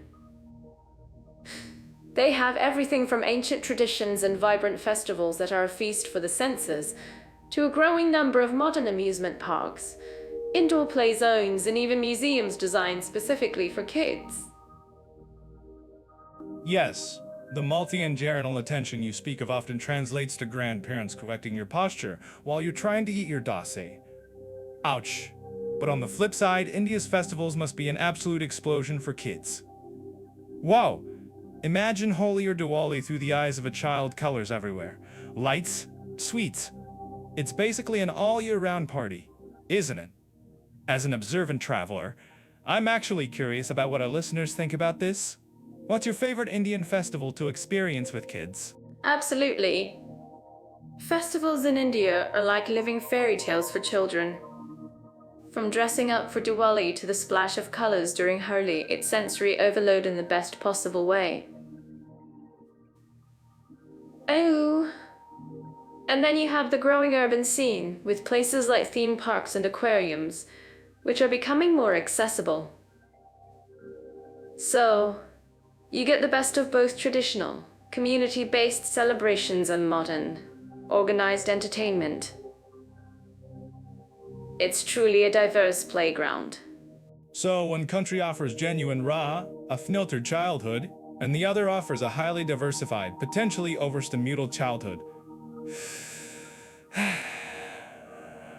I'm just picturing a child in Burundi learning to fish, versus a child in Mumbai learning to code before they're 10. Whoa. Both nurturing in their own way, I suppose, depending on what you define as nurturing. It really highlights the vast difference in approaches to raising kids. If you think this is wrong, please let us know in the comments. Well, I think both are about nurturing, just in vastly different contexts. In Burundi, it's about the deep connection to family and nature, while in India, it's a rich tapestry of tradition and modern opportunities. Ultimately, both countries place a huge emphasis on children's well-being and their place in the family. Whether it's playing in the village square or visiting a science museum, the core is love and community. Oh, we'll be talking more about cultural nuances on Jetakshars. Right. So, whether they're building sandcastles by Lake Tanganyika or trying to hit a six in a cricket match on a crowded street, kids are at the heart of it all. Just make sure they've got enough coffee, or you'll have a very cranky stand-up comedian, not a happy child. Alright, so Leo, we're diving into the LGBT-friendly atmosphere. For Burundi and India. This one feels like it's going to be a tale of two very different journeys, doesn't it? Indeed, Mira. It's like asking if you prefer your coffee black or with all the rainbow sprinkles. Burundi, from what I've observed, is definitely on the black coffee end of that spectrum, and not in a sophisticated way. More in a bitter, no sugar allowed way. Ouch. Oh, Leo, your honesty is always refreshing. It's true though. When we look at Burundi, the picture for LGBT individuals is quite, well, stark. The legal framework itself criminalizes same-sex acts, which automatically creates a very challenging environment. Oops. Imagine waking up and your very existence is essentially against the law. Adolf Star. More like game over before you even leave the bed, Mira. It's a fundamental freedom issue. And it's not just the law, social attitudes often reflect that. You're looking at a deeply conservative society where public displays of affection are discreet, let alone for same-sex relationships. So, a vibrant pride parade is, let's just say, a distant dream there. Wow. I'm certain that our listeners living in Burundi can attest to these silent struggles. Absolutely. It's heartbreaking, really. There's a severe lack of legal protections against discrimination, and widespread social stigma means many individuals live in the shadows, fearing harassment and public shaming. Ouch. When your own government doesn't recognize or protect you, where do you turn? Not to the local police, that's for sure. It's a classic case where legal codes reinforce social prejudice, making it incredibly difficult for any kind of friendly atmosphere to blossom. So, on one side, existing as an LGBT person is a criminal act. Now, let's pivot to India. Oh, it's like going from a muted black and white film to a full-color Bollywood musical. Wow. Yes, exactly. India is a fascinating case study. Remember when Section 377, the colonial-era law criminalizing consensual same-sex acts, was finally struck down in 2018? That was a monumental step forward, a huge victory for human rights. A whole community could breathe a little easier. Oh, yeah, that was huge. The celebrations were epic. It felt like a collective sigh of relief. And from a comedian's perspective, it's about letting people be themselves without ridiculous threats. Why should someone's love life be for the courts? It's absurd. And speaking of absurd, if you're watching this on YouTube, don't forget to hit that like button to show your support for basic human rights everywhere. Always keeping it real, Leo. But seriously, that legal change has paved the way for more visibility and, slowly, more acceptance. You see pride parades now in major cities like Mumbai, Delhi, and Bangalore, which are vibrant and growing every year. While community organizations are strengthening, and conversations are happening that were once off limits. It's inspiring to see. Inspiring, yes. But let's not paint too rosy a picture just yet. While urban India progresses, many conservative or rural areas still grapple with deep-seated social stigma. It's not a universal rainbow. Changing hearts takes generations, not just a judge's gavel. Ouch. I'm actually curious about what all listeners think about this if you've experienced this dichotomy firsthand in India. Share your thoughts in the comments. You're right to point that out, Leo. It's a journey. There's still a lack of comprehensive anti-ceramic Shana laws in all spheres of life. However, India has made strides in recognizing the third gender, particularly the higher community, which is unique and culturally embedded. It's a complex tapestry, full of light and shadow, but moving towards more inclusivity. Absolutely. So, if you're planning a trip and seeking a welcoming atmosphere, you'll find it easier in the bustling, cosmopolitan cities of India. One's making strides, the other is, unfortunately, stuck. We always encourage everyone to research carefully and respectfully. And for all the detailed info on travel and cultural nuances, remember to check out Jet Off AI. They've got the lowdown. Yes, and don't forget to subscribe to our channel if you haven't already. We'll keep exploring these comparisons and bringing you insights with a dash of humor. It's about understanding the world one country at a time. Wow! Indeed, from criminalization to celebration, it's a stark contrast. But it shows the incredible resilience and courage of communities fighting for their right to simply exist. Ah! You said it, Leo. And we'll keep celebrating those victories, big or small. Oh! Speaking of surprising encounters, let's switch gears to something truly heartwarming, or at least that's what I hope for. Ooh! We're talking about hospitality and how different countries embrace us, the humble travelers. And today, we're zooming into Burundi and India. I just picture open arms and a cup of chai waiting. Mira, you always picture the perfect greeting card moment, don't you? With the chai and the open arms. With the chai and the open arms. And will there be good coffee? And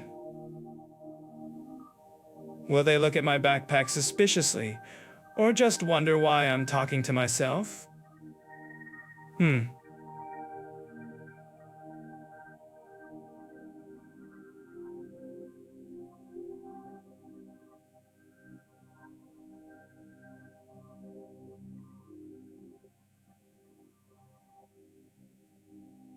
Ooh, you and your detective work, Leo. You're always looking for a hidden joke. But Burundi, wow, I've heard amazing things. People there are genuinely warm and welcoming. I imagine it's a place where if you ask for directions, you might end up being invited to a family meal. It's that kind of generous, community-focused welcome. Invited to a family meal? Huh? That's brave. My main concern would be, will my stomach survive the cultural exchange? But yes, from what I've gathered, Bornean are known for their deep respect for elders and their emphasis on community bonds. As a foreigner, you might find yourself quickly integrated into local life, which is a rare treat. It's not just a superficial politeness, it's a zopoliteness, it's a real connection. Exactly. It's like they're saying, "Welcome to our big extended family, now dance." Oh, I love that kind of immersive experience. And I'm certain that our listeners living in Burundi would agree with me that warmth can make all the difference when you're far from home. It's like getting a big, warm hug from the whole country. Hugs from an entire country. You're an optimist, Mira. I'd be more worried about accidentally breaking a cultural norm and then realizing it later. Like, oops, was I supposed to bring a goat as a hostess gift? Ouch, but I do appreciate genuine warmth. It's refreshing when people are actually curious about you, rather than just tolerating you. That's a huge difference. That's a very Leo way to put it. But you're right, genuine curiosity is key. And speaking of genuine curiosity, let's pivot to India. Wow, now there's a country where hospitality, or Hi Deva Bova, meaning the guest is God, is practically a national sport. Weird, huh? My inner cynic just raised an eyebrow. I've heard the guest is God, but sometimes the guest is also a potential customer for my cousin's souvenir shop. But I'm teasing. India's hospitality is legendary, no doubt. The sheer vibrancy and the willingness of people to engage are something else. From the moment you step out, someone's usually got an opinion or a helpful hand to offer. Sometimes a few too many helpful hands. But that's part of the charm. Oh, you. Always with the witty jabs, Leo. But yes, India is a sensory explosion, and that extends to its hospitality. You'll find yourself invited for chai, offered food, and sometimes even asked to pose for photos like a celebrity. It's overwhelming in the best way possible. For those looking for a deep cultural dive, India doesn't just offer it to dunks you head first. Head first indeed, and probably with a splash of masala chai. But in all seriousness, the eagerness to help, even with language barriers, is remarkable. I've been in situations where I needed directions and 3 generations of a family would gather, all trying to explain, even if it meant a lively pantomime. It's chaos. But if you're watching this on YouTube, let us know in the comments if you've experienced that full-on Indian welcome. Yes, it's a beautiful kind of chaos. And Leo, you're always making fun of language barriers, but they often lead to the funniest interactions, don't they? In both Burundi and India, connecting with locals might require a bit of improvisation. But that's where the magic happens, right? That's where you genuinely feel like a guest, not just a tourist. Improvisation is my middle name, Mira, and often my first and last. But the attitude towards foreigners in both places seems to lean towards open arms, albeit with their own unique flavors. In Burundi, it's that tight-knit community feel in India. It's a grander, more bustling embrace. Both offer incredible opportunities for cultural exchange if you're open to it. Absolutely. And while both countries are incredibly welcoming, it's also important for us to be respectful of their customs, right? It's a two-way street of kindness. Whether you're in Burundi or India, a little research on local etiquette goes a long way. This isn't just about them welcoming you, it's about you respecting them too. We talk more about these nuances on Jet or Freyai, by the way. Always the diplomat, Mira. My approach is usually smile, be polite, and if you mess up, make a joke out of it. Or at least it usually works for me. Oops. But yes, understanding the local rhythm and not expecting everything to be like back home is crucial.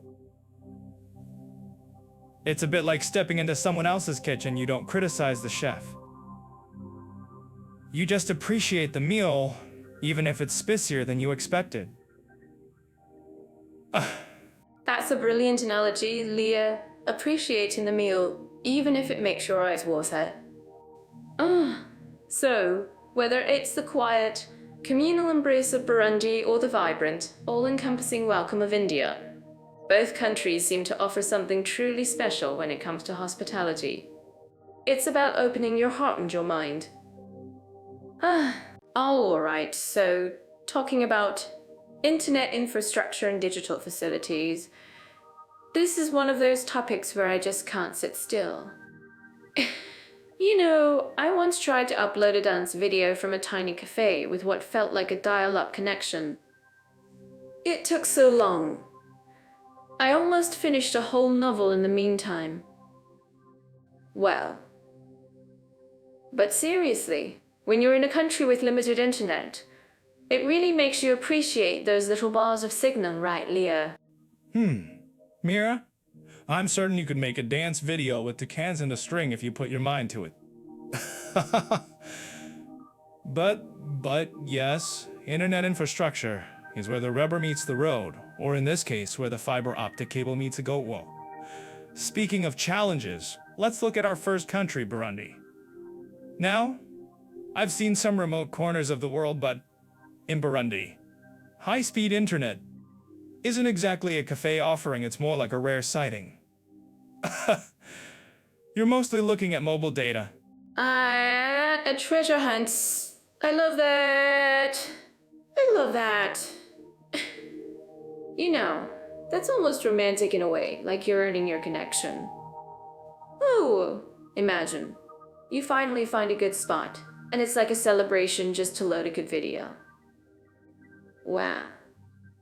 I'm sure our listeners who have traveled through places with patchy internet can totally relate. It's like you're living off the grid, but with a tiny, hopeful smartphone in your hand. It certainly makes you more present, doesn't it? Less scrolling, more looking around. More looking around for a better signal, to be precise. But you're right, Mira. For most people in Burundi, internet access is largely through mobile, and the penetration rates are quite low compared to global averages. Cost is a big factor. To even basic data plans can be expensive relative to average incomes. So, while we might complain about buffering, for many, even getting online is a deliberate choice, not a casual scroll. It's like, do I buy groceries or watch an hour of YouTube? Ouch. Oh, that's such a good point, Leo. It really does make you think about digital privilege. Speaking of choices, if you're ever looking for ways to support digital literacy or infrastructure projects in developing nations, you can always check out resources mentioned on Jeddah Bay. We often feature articles that highlight these kinds of initiatives. It's amazing how a little connection can open up a whole new world. Now, on the flip side of that, we have India, which is practically a digital powerhouse. Right, wow. India, the land of 1 billion people and seemingly 1 billion internet connections.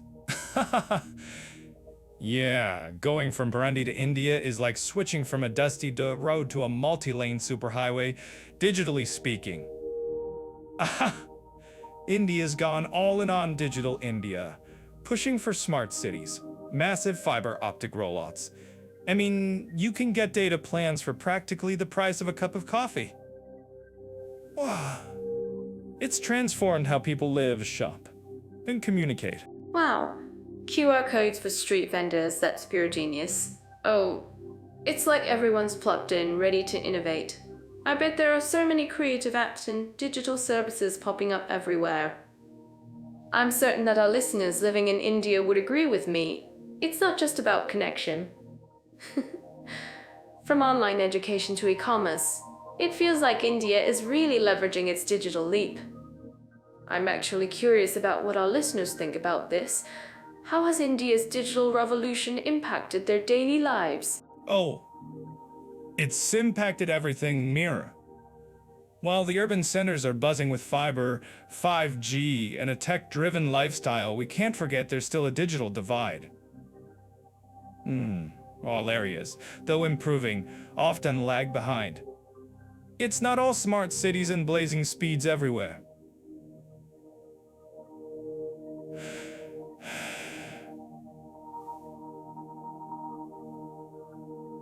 My coffee-addled brain always looks for the nuances. You might have incredible infrastructure in one city, and then dreadable contrasts, which for a comedian is pure contrasts. Oh, Leo, you always find the funny in everything? But you're right. The nuances are so important. So, while Burundi is still building its digital foundations, step by step, India is sprinting ahead, dealing with the challenges of scaling that massive infrastructure and ensuring everyone gets a piece of that digital pie. It's truly fascinating how different these two landscapes are. Oh, and if you guys have any stories about internet adventures or misadventures in either country, please let us know in the comments when this goes up on YouTube. We love hearing your experiences. Exactly. From a struggling mobile signal in Burundi that makes you appreciate every text to India's bustling digital landscape where even your chai walla might accept digital payments, both countries offer unique insights into our connected world. It's like one teaches you patience, and the other teaches you that sometimes too many options are also a problem. What a journey for your brain cells. But shopping's always a wild adventure, isn't it? Just yesterday, I was trying to buy some organic kale, and the vendor tried to convince me it was pre-digested for extra health benefits. I just stared at him like, "Sir, I think you've mistaken me for a goat." But hey, you gotta appreciate the sales pitch, right? It got me thinking about how really unique shopping can be in different corners of the world. Mirror, You and your pre-digested kale adventures. I swear, you could make a market trip sound like a quest for the Holy Grail. And speaking of unique corners, today we're diving into the retail experiences of Burundi and India, focusing on shopping opportunities and that elusive price-performance balance. So let's start with Burundi, where I imagine sprawling malls isn't exactly the first phrase that comes to mind. Well, Leo, you're not wrong there. When you think of shopping in Burundi, it's really about immersing yourself in the local culture, particularly in bustling open-air markets. Imagine vibrant colors, the aroma of fresh produce, spices, and handmade crafts. It's less about luxury brands and more about everyday necessities and artisanal treasures. You'll find incredible hand-woven baskets, intricate pottery, and unique fabrics.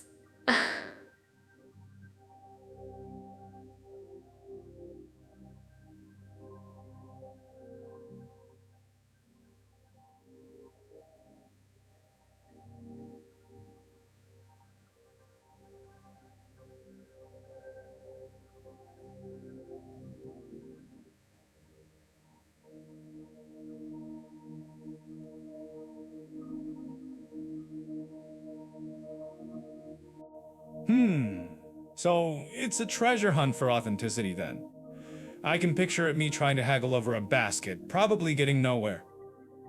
But, seriously, the value there is in the story, the connection to the maker. It's not about a discount on a mass-produced item. Whoa! Are we talking one of a kind? Slightly wobbly, still kind of value? Because my apartment could use one of those. Because my apartment could use one of those. And for our listeners checking out the video on YouTube, imagine the vibrant visuals Mia is describing. Leo, it's less wobbly stool and more beautifully crafted, functional art. But you get the idea. Oh, it's a truly personal experience. Now, if we pivot from the intimate markets of Burundi to the absolute whirlwind that is India's shopping scene, you're talking about a whole different universe. Wow. It's like going from a cozy corner store to an entire shopping galaxy.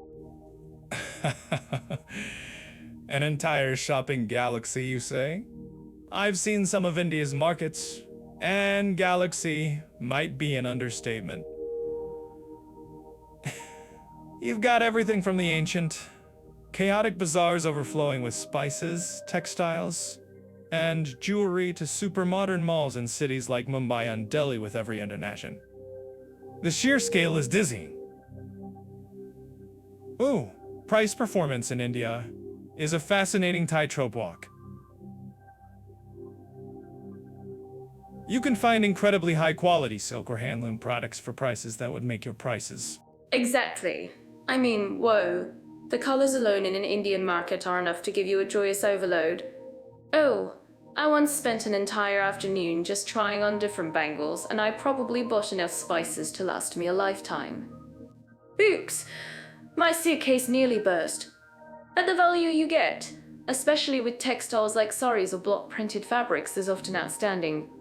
It's truly a place where you can find luxurious items that don't break the bank, as long as you know where to look. Luxurious items that don't break the bank, that sounds like a line from a budget travel guide.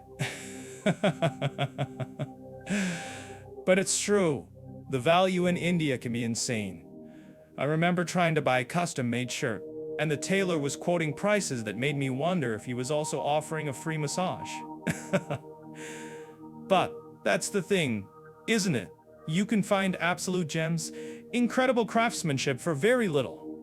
However, you also have to be on your guard, because the sheer volume of choices in the art of bargaining can be overwhelming. Oh, absolutely. It's all part of the adventure. For those looking for value for money, India offers an unparalleled array of choices, whether it's the latest fashion in a mall or traditional handicrafts in a bustling bazaar. And don't even get me started on the street food while you're shopping. My stomach's rumbling just thinking about it. If you're planning your next adventure, you can actually find more detailed guides on both countries on Jet of AI. It's a fantastic resource for diving deeper into these kinds of cultural experiences. Indeed, Jeddah AI is a great spot to get the real scoop. So, for our shopping summary, Burundi offers authentic, artisan-focused finds, a more intimate experience with unique, locally made goods. India, on the other hand, is a vibrant, sprawling canvas of retail, from ancient markets to modern luxury, where the price-performance balance can swing wildly but often yields incredible value if you're a savvy shopper. It's quite the contrast, isn't it? Wow, when we talk about cultural events, festivals, and concert opportunities, it's like opening up a giant, colorful, noisy box, isn't it? I mean, some places just pulsate with rhythm and celebration all year round. Noisy box is one way to put it, Mira. I'd say it's more like a global sound check where everyone's trying to outsing each other. And when we look at Burundi and India, we're talking about two very different scales of that sound. Absolutely. Oh, let's kick things off with Burundi. I'm imagining vibrant local celebrations, deep-rooted traditions, almost like finding a hidden gem that not everyone knows about. I'm certain that our listeners who have experienced Burundi's local charm would agree with me. Hidden gem or maybe a very exclusive club that doesn't advertise much. Burundi's cultural scene is certainly focused on its traditional roots. The Ngoma drums, for instance, are UNESCO intangible cultural heritage. Wow, you don't just listen to them, you feel them in your bones, I hear. Probably makes you want to spontaneously break into some ancient ceremonial dance. Knowing me, I'd probably just trip over my own feet, but with a huge smile on my face. Oops. But seriously, the Ngoma drums are incredible. I've seen videos. And the energy is just mesmerizing. It's not just music, it's storytelling, history, and community all rolled into one. They truly unite people in celebration. Indeed. And it's refreshing in a world full of manufactured pop to see such a strong emphasis on preserving authentic traditions. You won't find major international concert tours stopping in Bujumbura every other week. It's more about local festivities, traditional dances like the Ibi Imbo, and community gatherings around significant dates like Independence Day. It's a quieter, more intimate cultural calendar. Yes, and that's beautiful in its own way. It's about genuine connection, not flashing lights and stadium crowds. Oh, but then you flip the coin and we're talking about India. Wow. If Burundi is a cozy, intimate gathering, India as well.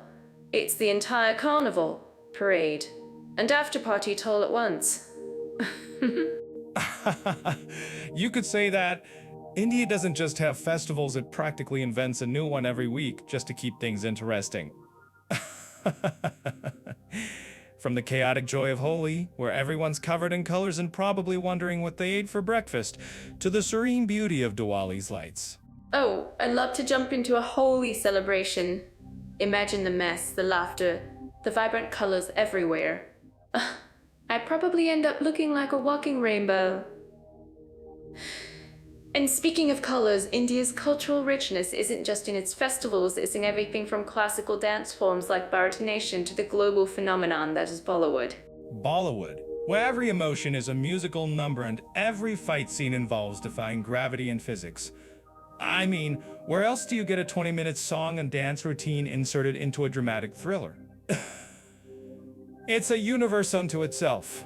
And for actual concert opportunities, India is a magnet for international artists, on top of its immense local talent. Oh, you've got massive music festivals, classical Indian music concerts, and then, of course, the sheer energy of pop and rock shows in cities like Mumbai and Delhi. I'm actually curious about what our listeners think about this. Have you been to a truly Walt Indian festival?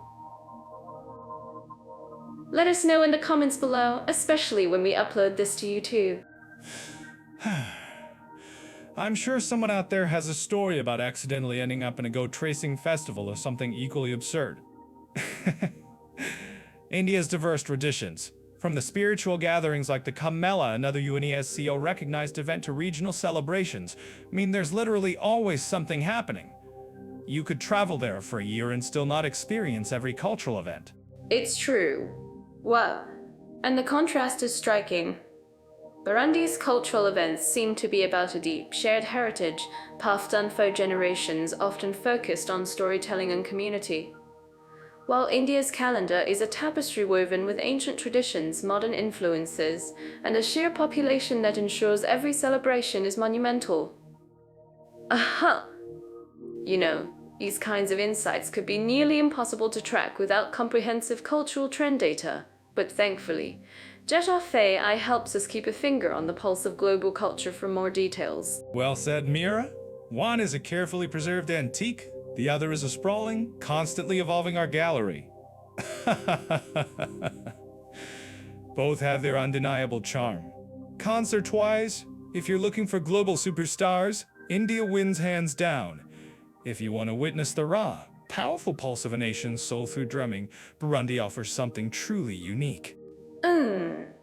It's like choosing between a grand symphony orchestra and an incredibly soulful solo performance, isn't it? Both beautiful, just different vibes. And for those who love to experience culture firsthand, you really can't go wrong with either. Just be ready for a different kind of immersion.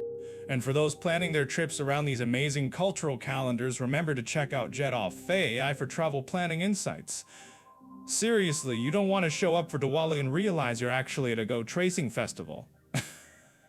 Not that there's anything wrong with Go Tracing, mind you. Oops. I think some of our listeners might actually want to go to a Go Tracing festival now, Leo. But that's the beauty of it, discovering the unexpected. And don't forget to like this episode and subscribe to our channel on YouTube if you're enjoying this cultural deep dive. Oh, it helps us bring you more amazing content. Exactly. And don't just like a comment below if you've ever had a cultural experience that completely blew your mind in either Burundi or India. We'd love to hear your stories. You know, there's nothing quite like the feeling of trying to speak a new language, even if you sound like a toddler explaining quantum physics. Today, we're talking about opportunities of learning the local language in Burundi and India. What an adventure, right? Just the thought of all those new sounds and phrases makes me want to start practicing. Toddler explaining quantum physics, that's a good one. I might steal that for my next stand-up. Speaking of new sounds, these two countries definitely offer a linguistic roller coaster. Burundi, where they speak Kurundian French, and then India, which is like a language buffet with Hindi English, and about 1,000 other options. Whoa, I'm already imagining trying to order coffee in 20 different dialects just to get a regular black. Ouch. I'm sure you charm your way through it, Leo. Your coffee addiction is a universal language after all. But seriously, let's look at Burundi first. Kirundi is the national language, and French is also widely used, especially in education and government. For anyone with a bit of French under their belt, that's already a foot in the door. It's like finding a familiar comfort blanket in a new country.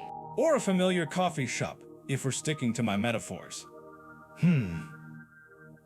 But for Kirundi, the main local language, I imagine the opportunities for formal learning might be a bit more niche. You're probably not going to find a Kirundi Rosetta Stone at your local bookstore. It sounds like true immersion would be the quickest, albeit most chaotic, way to pick it up. I'm certain that our listeners who've tried to learn a less common language would agree it's a plunge, not a paddle. Absolutely. Sometimes the best way to learn is just to jump in and make friends, even if your first sentences are full of hilarious mistakes. Ooh. But then you have India. It's a whole different ballgame. Hindi is widely spoken, but then there's English, which is practically everywhere in urban and educated circles. For many, English acts as a fantastic bridge. Wow. It's like having a universal translator built right into the culture. Yeah, India's linguistic landscape is less a bridge and more a sprawling, multi-lane highway with detours into ancient villages where they're speaking something completely different. Whoa, you've got Hindi, Tamil, Bengali, Telugu, Marathi, each with its own script and complexities. I mean, trying to master one language in India is a challenge, but picking a local language feels like choosing your favorite grain of sand on a beach. You'd need a language passport just to travel through the country. You're not wrong about the variety, but that's also what makes it so exciting. Imagine learning a few phrases in Tamil, then hopping over to Rajasthan and trying out some Maori. Each new language opens up a whole new world of stories and connections. Oh.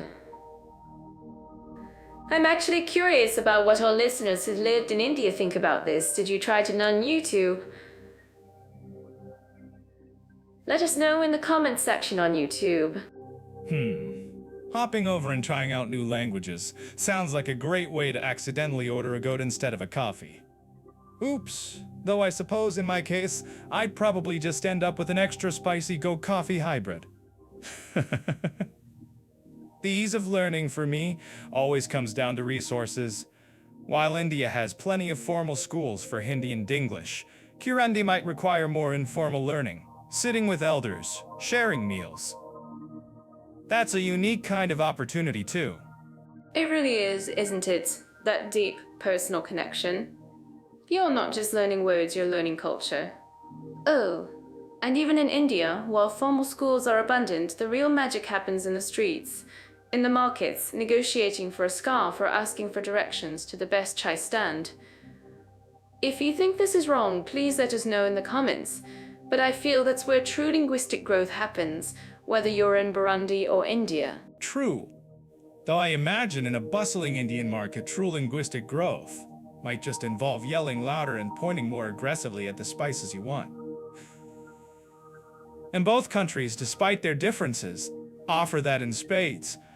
Whether it's learning Kirundi by chatting with local farmers or picking up Hindi while navigating a rickshaw through Delhi, it's never dull. And for anyone serious about their travel planning and language learning resources, remember to check out Jeddah Faya for some insightful guide. Exactly. The opportunities often comes down to your own enthusiasm and willingness to embrace a few linguistic mishaps. So, whether you're dreaming of mastering Kirundi or diving into the many languages of India, just remember to laugh, keep trying, and maybe carry a phrasebook, or at least a picture of a coffee. Oh, so we're diving into a topic that's super important, especially for our female listeners out there. It's safety and comfort for women travelers, and we're looking at Burundi and India.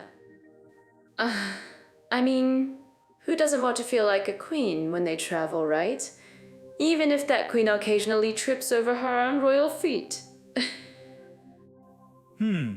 Yes, feeling like a queen is one way to put it. I'd settle for not accidentally becoming a stand-up routine in progress. Ouch. I've seen enough unexpected plot twists on the road to know that comfort and safety are, shall we say, relative. When it comes to women traveling alone, or even with friends, the dynamic shifts entirely. Absolutely. So, let's start with Burundi. It's a country many of our listeners might know as much about, which makes this even more insightful. I'm certain that our listeners living there would agree with me. It's often perceived as having certain challenges. Political landscapes can be a bit unpredictable, and that can sometimes translate to safety concerns, especially outside the main cities. Indeed. When you read the travel advisories, and let's be honest, who don't do that, list Burundi often comes with a higher level of caution. For women, this means being extra vigilant. It's not about being paranoid, but about understanding that cultural norms are very traditional. Dress is generally conservative, and standing out too much might invite unwanted attention. Oops! My travel mantra for places like that is always blend. Observe, and for goodness sake. Oh, you and your phone. I once lost mine in a street market in, well, Let's just say a very vibrant country, and ended up using hand gestures for 2 days straight. But speaking of cultural norms, India is a whole different ballgame, isn't it? It's a country I adore for its colors and flavors. Ooh. But for women, the safety narrative, ew. Well, Complicated, Mira, is an understatement. Wow. India is a land of incredible contrasts. You have the most profound spiritual experiences right next to the most, let's say, enthusiastic crowds. For women, this means navigating a society where traditional views often clash with modern aspirations. Public spaces can be challenging. I'm actually curious about what our listeners think about this, because from what I've observed, street harassment, like catcalling, is unfortunately not uncommon. yeah, that's definitely a concern that comes up frequently in traveler forums. It's like you just want to enjoy a beautiful temple, and suddenly you're an unwilling participant in an unscripted street drama. Ouch. But I think it's also important to acknowledge that there are many initiatives and efforts being made, both by communities and authorities, to improve safety for women, like women-only compartments on trains, for example. It's a small step, but it shows a realization. That things need to change. True. The women's only sections are a good example of an adaptive measure. It's like, we can't completely fix the problem, so let's put up a divider and hope for the best. But in all seriousness, for women traveling in India, especially solo, using reputable transport services, avoiding isolated areas, and being aware of local customs around dress and interaction are crucial. It's less about fear and more about smart travel. And that applies to Burundi too, right? Like, while there might not be women only, buses, sticking with trusted local guides, or traveling in groups makes a huge difference. I always say a good travel buddy is better than a bad map, and sometimes better than a good map. Better than a good map. Plus, in both countries, a little research into local NGOs or community groups can connect you with supportive networks. Absolutely. Local knowledge is gold. In Bujumbura, for example, sticking to well-trafficked areas during the day is common sense. Nightfall brings a different set of considerations. For both countries, being prepared for unexpected situations and having a plan B or C, D. And D is just good practice. It's not about creating unnecessary drama, but about minimizing the chances of becoming one of my less than flattering travel anecdotes. Wow, your anecdotes are always so charming, Leo. But, on a more serious note, what about legal protections? Do either of these countries have specific laws or systems that genuinely support women travelers? For instance, I know in Spain, which we talked about before, they have strong frameworks. What's the situation here? That's a good question. In India, there are laws against harassment and sexual assault, but the enforcement and public awareness can sometimes be inconsistent. Aha! It's a complex legal landscape. In Burundi, the legal framework is present, but again, the practical application, particularly in more remote areas or during times of unrest, can be challenging. It's less about the law on paper and more about how it plays out on the ground. For detailed information, I'd suggest our listeners check out official Govern the Ground. Yeah, and sharing experiences helps too. If you think this is wrong or you have tips, please let us know in the comments when we upload this to YouTube. Your experiences can really help others plan their trips. Oh, it's like we're building a collective wisdom of awesome female travelers. Collective wisdom, sure. Or a collection of stories about things you really hope don't happen to you. But yes, your contributions are valuable. For both Burundi and India, the takeaway is be informed, be aware, and don't underestimate the power of a firm no or a quick exit strategy. It's not about letting fear dictate your travel, but about empowering yourself with knowledge. Exactly. So, whether you're off to see the incredible wildlife in Burundi, well, or immerse yourself in the vibrant festivals of India, ooh, remember to prioritize your safety and comfort. It makes all the difference for a truly joyful and memorable trip. And hey, maybe you'll even collect some funny stories for your own podcast. Speaking of unexpected turns, our next topic definitely has a few twists of its own. Let's dive into legal system, individual rights and freedoms for Burundi and India. You know, sometimes I think legal systems are like a giant, intricate dance choreography, and we're all just trying not to step on each other's toes. Oops, especially when it comes to fundamental rights. Mira, if legal systems are a dance, then I've definitely got to left feet, and I've probably already sued the choreographer. My luck, right? But seriously, when you look at a place like Burundi, you're dealing with a legal system that's primarily based on civil law, often influenced by its colonial past with layers of customary law. It's like trying to understand a recipe that's been passed down through generations, with a few ingredients sated by well-meaning but slightly confused neighbors. Wow, ingredients left out in the rain is a perfect analogy, Leo. I can just picture it. But despite its post-conflict challenges and the complexities of blending civil and customary law, Burundi does have a constitution that in principle guarantees rights like freedom of speech and assembly. It's a bit like having a shiny, new instruction manual for a complicated gadget, even if not everyone's quite figured out all the functions yet. And I'm certain that our listeners living in Burundi would agree that while the intentions are there, daily implementations are there. Aha!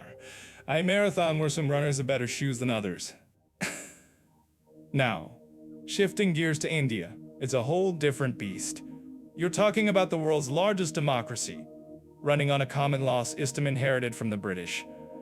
Think of it as a meticulously woven tapestry, but with so many threads that sometimes it gets tangled in its own grandeur. Wow, India's constitution is incredibly comprehensive, guaranteeing a vast array of fundamental rights.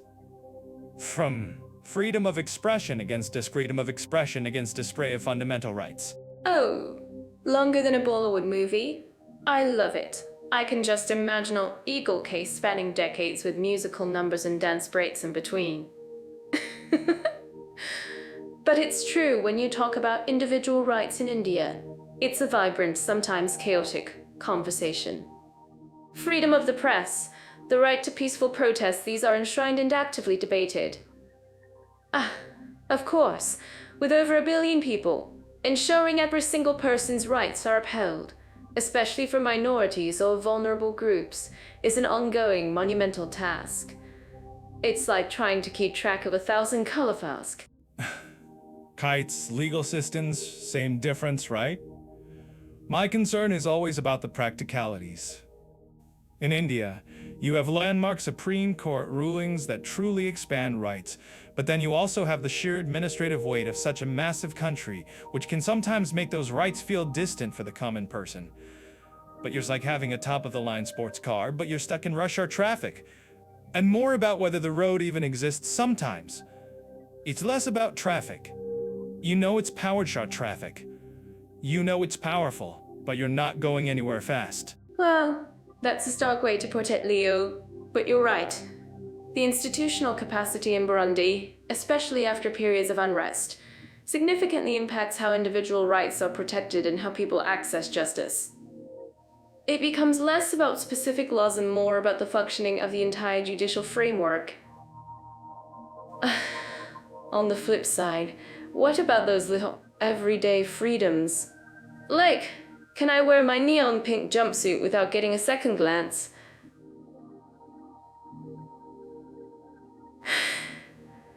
I'm actually curious about wading through a swamp of paperwork.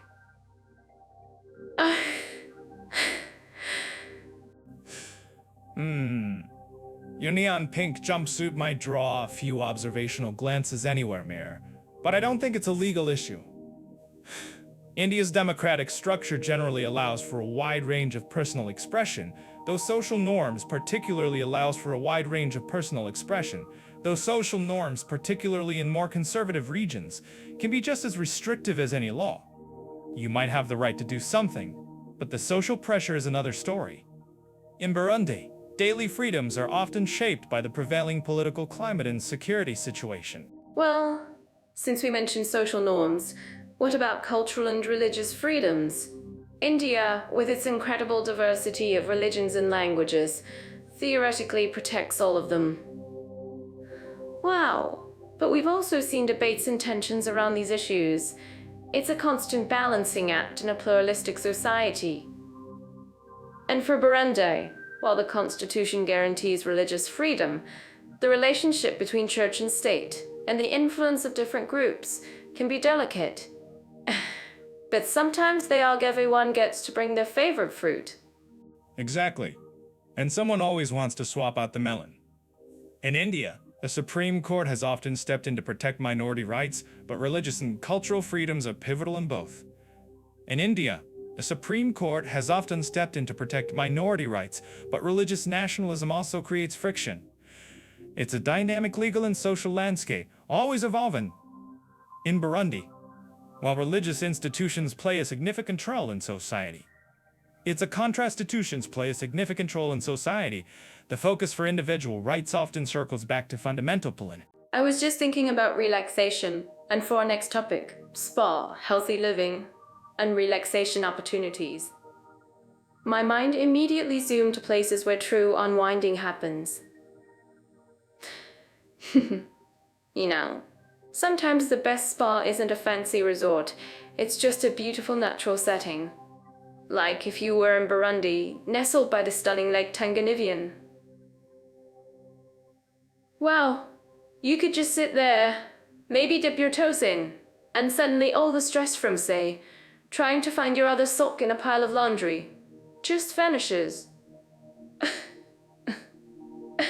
It's like nature itself is giving you a job. A giant, serene hug from nature, Mira. I'm picturing myself trying to meditate by Lake Tanganyika only to be interrupted by a rogue pelican trying to steal my very necessary coffee.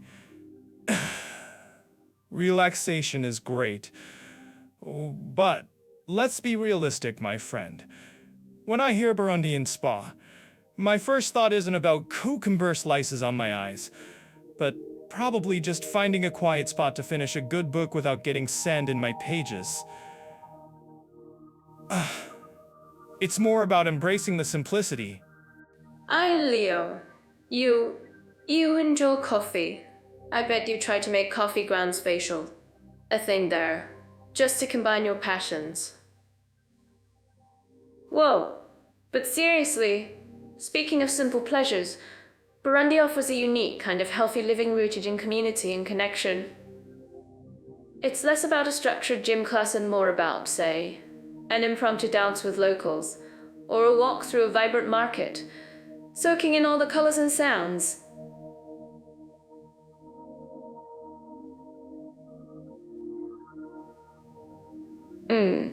That's like finding joy in enjoying the everything sometimes involves dancing around it.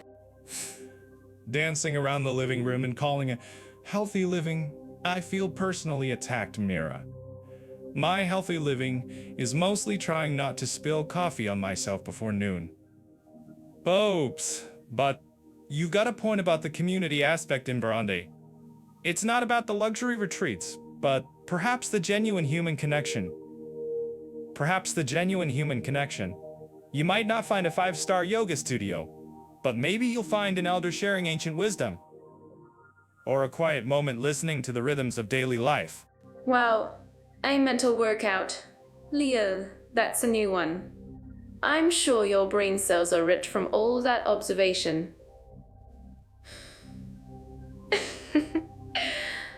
But moving to a totally different vibe, let's talk about India's approach to spa, healthy living, and relaxation.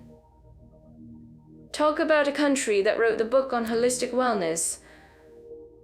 Oh, from ancient Ayurveda to countless yoga ashrams tucked away in serene mountains, India is a treasure trove of rejuvenation. You can find everything from luxurious, Cows that will pamper you head to toe, hurry you foker. India, you say? I can already picture myself attempting a complicated yoga pose, only to realize I'm shaped more like a coffee cup than a pretzel. Oops. My inner peace usually comes from a strong espresso, not trying to touch my toes.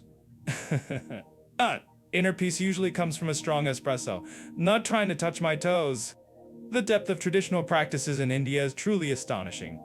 Wow. It's not just about a massage, it's about knowledge in Ayurveda, where they look at your whole being, not just a tense shoulder. I wonder if they have a treatment for chronic sarcasm. Chronic sarcasm, Leo. I think that's a condition you've mastered, not one that needs a cure. You'd probably turn the detox into a stand-up routine. But yes, India's wellness scene is incredible. You have silent retreats where people literally don't speak for days. Now that would be a challenge for you, my friend. Whoa. And then there's the vibrant culture that contributes to a healthy lifestyle. Think about the spices in the food, the communal meals, the colorful festivals, or even just the daily act of walking through a bustling street market. Mira, that's not a relaxation opportunity, that's a personal test of endurance for me. My brain would probably start reciting bad poetry if left alone for too long. My brain would appreciate the contrast. You've got the serene ancient traditions in India that offer deep introspection, and India that offer deep introspection, and India that offer deep introspection, and then you have the more immediate, natural immersion of a place like Burundi. It's less about formal spa treatments in Burundi and more about living life at a different pace. Wow, perpetually caffeinated. Indeed, Leo. I think your spirit animal is a double espresso shot. But it's true, both countries offer distinct paths to rejuvenation. If you're looking for an organized, ancient wellness journey with deep historical roots and perhaps a guru or two, India is your destination.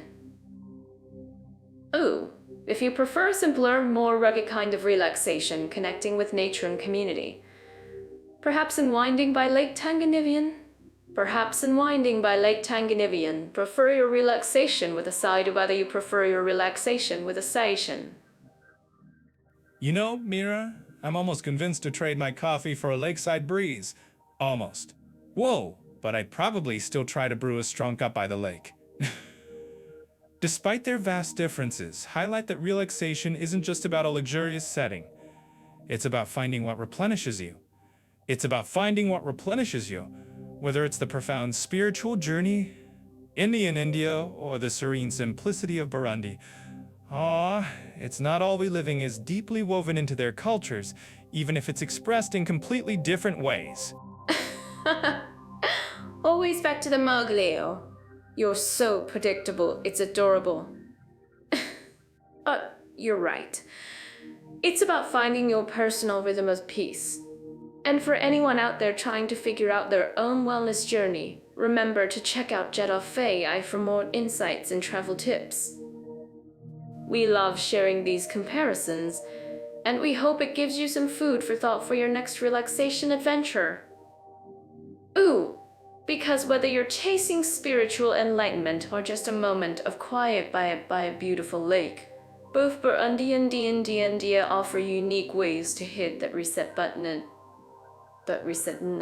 You know, Leo, sometimes after a long week of trying to keep up with your creative interpretations of deadlines, I just need a moment of peace. My spiritual needs usually involve a huge slice of chocolate cake in silence, but I guess for actual countries, it's a bit more profound. So, today we're actually diving into what Burundi and India offer when it comes to finding the inner calm while connecting with something bigger. Inner calm? Mira, you find your inner calm in a sugar rush and then crash, only to blame the lack of spiritual balance on me. My spiritual needs involve a triple espresso in the complete absence of anyone asking me to connect before 9 a.m. But seriously, this is an interesting topic. People are always seeking something, aren't they? And sometimes it's not another coffee shop.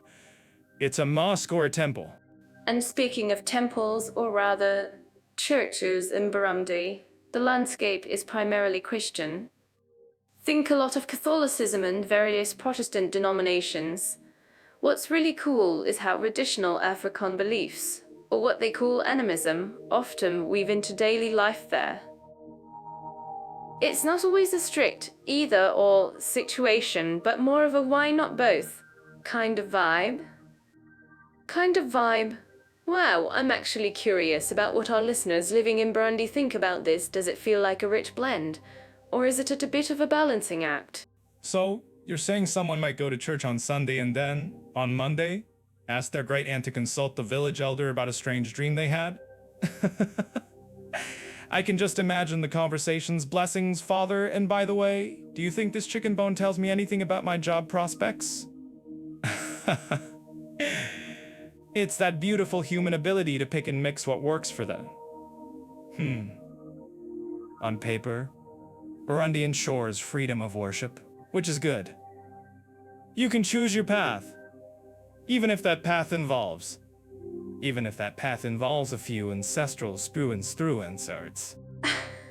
Chicken bones and job prospects only Leo, but that sense of community, of faith being intertwined with daily life, it's really present. Now, if we swing over to India, it's like someone turned the diversity dial up to 11. Well, it's not just a blend, it's a whole spiritual smorgasbord. From Hinduism to Islam, Sikhism, Buddhism, Jainism, Christianity, and more. You'll find every faith under the sun. It's truly a choose your own adventure kind of spirituality. Oh, choose your own adventure. I like that. Though I imagine it could also be a choose your own adventure and try not to get lost in the crowd situation. Whoa, I've seen pictures of pilgrimage sites, there are millions of people, all with a single purpose. It's like a spiritual mosh pit. My brain starts short-circuiting just thinking about the sheer number of deities. How do you even remember which god likes which type of incense? It's a full-time job just to keep track. That's where the beauty lies, Leo. Oh, it's not about remembering, it's about the feeling, the devotion.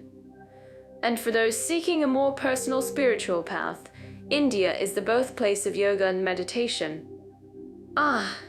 Ashrams, wellness retreats, silent contemplation, it's a global hub for finding your inner Zen. You could spend a lifetime exploring different paths there. I'm certain that our list interested in holistic wellness would totally agree with me. A lifetime indeed. And probably a lifetime of paperwork too, even for spiritual enlightenment. While India's constitution guarantees religious freedom, I bet there's still a form for everything. Yes, I need a visa for that, sir. I'm here to find my inner peace, but do I need a visa for that, sir? I need a visa for that, sir.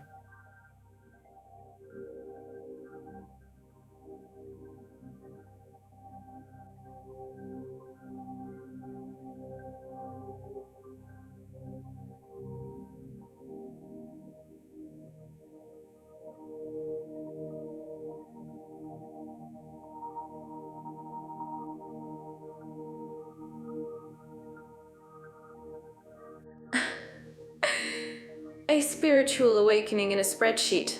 Only you are Leo. But that's the thing, isn't it? Whether it's the communal spirit of a church in Burundi, or the ancient wisdom of an ashram in India, or even a moment of peace found through a perfectly organized spreadsheet. People are always seeking. Both countries, in their own unique ways, offer incredible opportunities for that search. Oh, right, so we've been navigating the maze of daily life instability. And you know, sometimes all that seriousness can give you a headache. But speaking of how people live together, or don't, in their day-to-day, let's dive into something truly fascinating and at times incredibly complex: social equality, respect for minorities, and diversity. Today we're pitting Burundi against India in this arena. Wow. I mean, talk about two countries with vastly different scales of diversity, right? Yes. From who's getting the last seat on the bus to who's getting the last slice of the pie, equality's always a hot topic. In Burundi, it's a bit like a historical novel that nobody wanted to read because the plot twists were too tragic. You've got the Hutu majority, the Tutsi minority, and the TWA who are, well, often overlooked. It's a delicate balance, and sometimes that balance dips into, let's just say, not so fun territory. Ouch. Oh, Leo, you always know how to make even a sensitive topic sound like a dog comedy sketch. But you're right, the history in Burundi, especially with the Hutu and Tutsi, has been incredibly challenging. It's a stark reminder of how deeply ethnic divisions can scar a nation. And the TWA, the indigenous people, often face marginalization. Imagine being part of a group that literally gets left out of the national conversation. Imagine being part of a group, the literal conversation. Paying attention? We're often too busy arguing about which emoji best represents our mood. But truly, Burundi's journey towards social harmony has been a rocky road, marked by periods of intense conflict. The idea of unity there often feels like walking on eggshells. They've been trying to rebuild and reconcile, but when divisions run that deep, it's not a quick fix.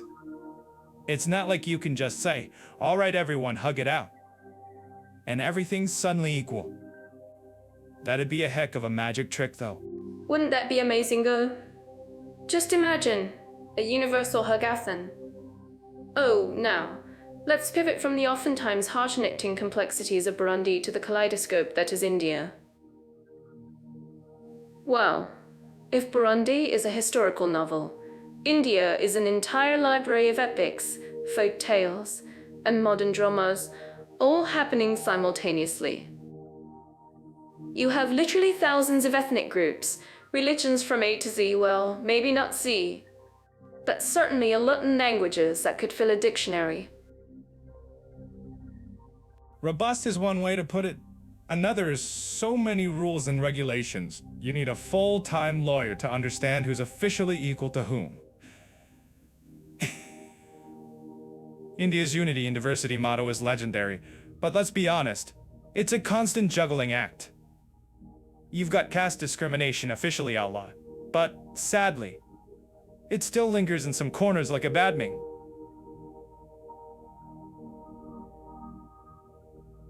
It absolutely is, Leo. But what I find so inspiring about India is that despite all these deep-seated historical and social challenges, the intent for inclusion is there, woven into the fabric of their nation. Their democratic framework allows for so many voices are debating fiercely. Even when those voices are debating fiercely, it's like a huge family dinner where everyone has an opinion, but at the end of the day, you're still family. And speaking of family languages, does India have again? Something like 22 official ones, plus hundreds more. You're doing great, Mira, especially with the coffee bit. And yes, India's linguistic diversity is enough to make a Rosetta Stone course just throw its hands up in despair. The sheer number of different communities, each with its own traditions, dress, and food, it's a cultural explosion every single day. But with that comes the ongoing push and pull of rights for various groups, from tribal communities to religious minorities, and increasingly the evolving landscape of LGBTQ rights. It's a slow burn. Progress is what we're always rooting for. Oh, and it's important to remember that social equality, it's also about everyday interactions, right? It's about whether people genuinely respect differences in their neighbors, colleagues, and strangers. In India, despite the challenges, you often see this beautiful tapestry of cultures coexisting, celebrating each other's festivals. It's truly amazing. Wow, I'm certain that our listeners living in India would agree with me, wouldn't you? Yeah, I suppose, or they'd say, it's complicated, Leo. You wouldn't understand unless you've dealt with the paperwork. But you hit on something important, respect. In both Burundi, important respect. In both Burundi and India, the journey towards true social equality and respect for minorities is ongoing. It's not a destination, it's a perpetually moving target. It requires constant effort, difficult conversations, and dare I say, sometimes even a little bit of humor to get through the tough spots. We definitely need to delve deeper into these the tough spots. Absolutely. And if you guys have any thoughts on how these countries are fostering diversity or still struggling, let us know in the comments below on YouTube. We love hearing your perspectives. Who knows, maybe your insights will give Leo material for his next stand-up routine. Or, more likely, material for your next happy dance video, Mira. You know, the one where you're trying to unite the world with interpretive dance. Alright, Leo, we've talked about a lot today. But let's dive into something that makes everyone's eyebrows furrow just a little bit: taxation, retirement and social rights for long-term immigrants. It sounds like a party, doesn't it? Ooh. Especially when you're looking at countries as diverse as Burundi and India. Party might be a strong word, Mira. More like a mountain of paperwork you can't quite read. I imagine the only thing people are furrowing is their brows in confusion. So, for our friends thinking about a long-term move, we're comparing the tax structures, pension plans, and social safety nets. I'm already feeling a caffeine withdrawal thinking about all those forms. Oh, come on. You just need a bigger coffee mug, my friend. Let's start with Burundi, shall we? For long-term immigrants there, the tax structure is generally simpler, focusing on income tax and a value-added tax. I've heard stories that sometimes the most challenging part isn't the tax itself, but just figuring out which office to go to, or if the person with the stamp is even there that day. Wow. It's less about complex codes and more about human interaction. Right? Less about navigating a labyrinth of legal clauses and more about playing bureaucratic hide-and-seek. Is the stamp master on lunch break, or is it just Tuesday? As for retirement, in Burundi, formal pension schemes are quite limited for most, especially immigrants.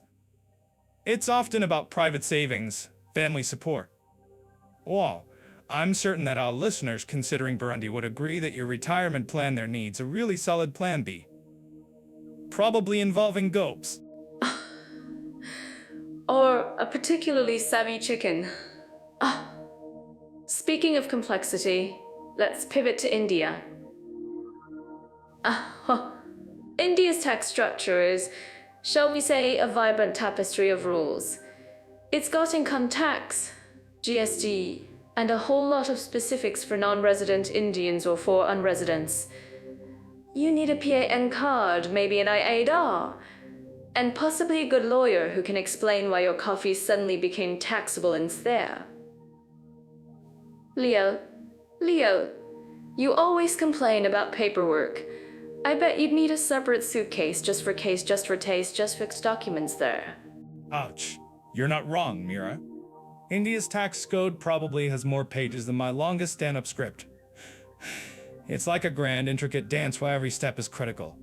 And if you miss one, you might just trip over a penalty. India has more established step as critical, and if you miss one, you might just trip over a penalty.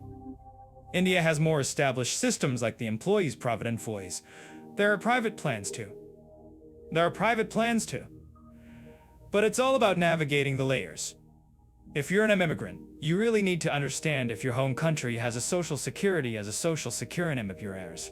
Ooh, aluminum foil years, I like that. But hey, India's sheer scale means there's always something for everyone, even if it takes a bit of digging.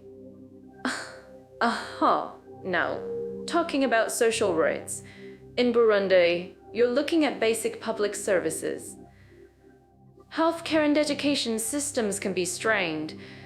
Social safety nets for things like unemployment are often very basic, or simply not available for non-citizens. It really highlights the importance of community and informal networks, where people often rely on each other. A different kind of strength, or perhaps a different kind of hope and praise system. It's a stark reminder that formal structures are a luxury. In India, it's a blend. You have public healthcare initiatives, but often for citizens, and then a massive private healthcare sector. Same with education. There are some welfare schemes, but again, typically for citizens or very specific vulnerable groups. It's like a buffet, Mira. A very large buffet. But you need to know exactly which section is actually for you. A price tag and maybe a long line, right? Ooh, it's a bustling environment, but you can find top-notch facilities if you know where to look and have the means. I'm actually curious about what our listeners think about this. If you've navigated these systems in either Burundi or India, tell us your stories in the comments section on YouTube. Did you find a secret shortcut? Or did you accidentally pay tax on your pet's emotional support hamster? We want to know. Yes, because navigating the different countries' tax, retirement, and social rights systems is no laughing matter unless you're me. Then, it's prime stand-up material. So, whether it's Burundi's more direct approach or India's intricate dance, long-term immigrants definitely need to do their homework. Or, as Mira would say, their joyful paperwork dance. Lee, you gotta make it fun somehow, right? Alright, Leo, so after delving into all those serious-sounding topics, I'm practically bubbling over to discuss something truly fun.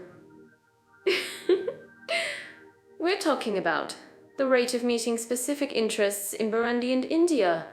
Wow, I mean, who doesn't love a good hobby, right? Ooh. Mira, I'm not sure bubbling over is the professional term for podcast hosts, but I'll allow it. And yes, hobbies.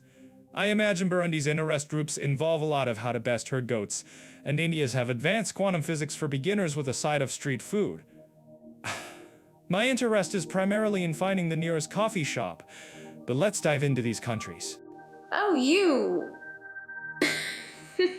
But seriously, when you think about Burundi, it might not jump to mind as a hub for niche clubs in the Western sense, but their community spirit is absolutely beautiful.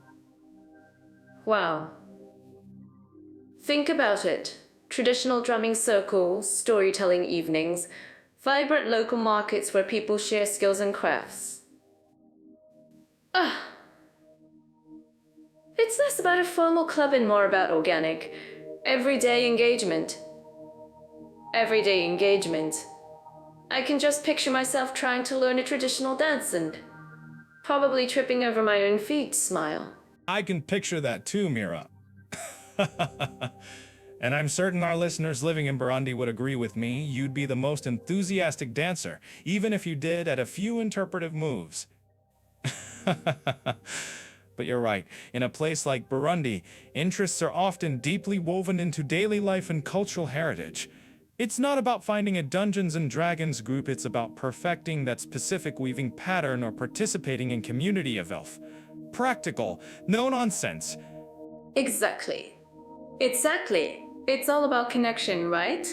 And speaking of weaving unique patterns, let's shift gears to India. Whoa, talk about Indian dance and music academies to coding boot camps, anime clubs, and even competitive chai brewing societies. Oh, the sheer skill means that if you have an interest, no matter how obscure, there's probably a passionate community for it somewhere. I'm actually curious about what our listeners think about this. What's the most unusual interest group you've found in India? You know, Mira, I wouldn't be surprised if there's a competitive synchronized napping club in Mumbai. Given the population, even a super niche interest will have millions of adherents. Wow, it's a goldmine for an observer like me. I can see myself joining a group that discusses ancient philosophy, only to discover they're mostly arguing about whose street food vendor is superior. That's where the real intellectual debates happen. Oh, Leo, you're so right about the street food debates. But that's the beauty of it. Oh, in India, whether you're into extreme sports or collecting vintage stamps, there's a platform, often online, to connect with like-minded people. And for something more traditional, like learning a regional art from or practicing yoga, the access to teachers and communities is incredible. It's like a giant buffet of interests, and you can just pick and choose. I'm certain that our listeners in India have a hard time picking just one. A buffet, indeed. My only interest there would be finding the best butter chicken, then napping it off. But seriously, the infrastructure in India's major cities, from co-working spaces to event venues, really supports these diverse interest groups. It's a stark contrast to Burundi, where organized groups might be more constrained by resources and reach. It just makes my job easier as a comedian, observing all these quirky little gatherings. Well, whether it's the warm community engagement in Burundi or the boundless niche options in India, both countries offer unique ways for people to pursue their passions. Well, it's truly fascinating. And speaking of passions, this conversation has definitely been one of ours. And with that, my friends, we've reached the end of our journey comparing Burundi and India. It's been a blast, filled with insights, laughs, and maybe a few of Leo's questionable jokes. Questionable. I believe the term is brilliantly sarcastic, Mira. But I digress. We really hope this deep dive has given you a clearer picture whether you're dreaming of travel or just curious about the world. Absolutely. And if you've enjoyed our banter and learned something new, please follow the Jet Off A, our YouTube channel, for more episodes like this. Oh. Hit that bell icon to catch our videos the moment they drop and be among the first to listen. We'd love for you to share your thoughts, comments, and critiques below. Reading and responding to them truly brightens our day.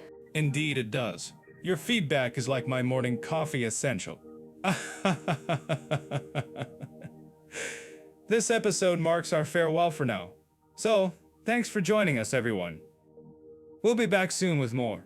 So until then, take care and see you in the next one. Warmest wishes from us. Bye for now. Keep laughing. And don't spill your coffee.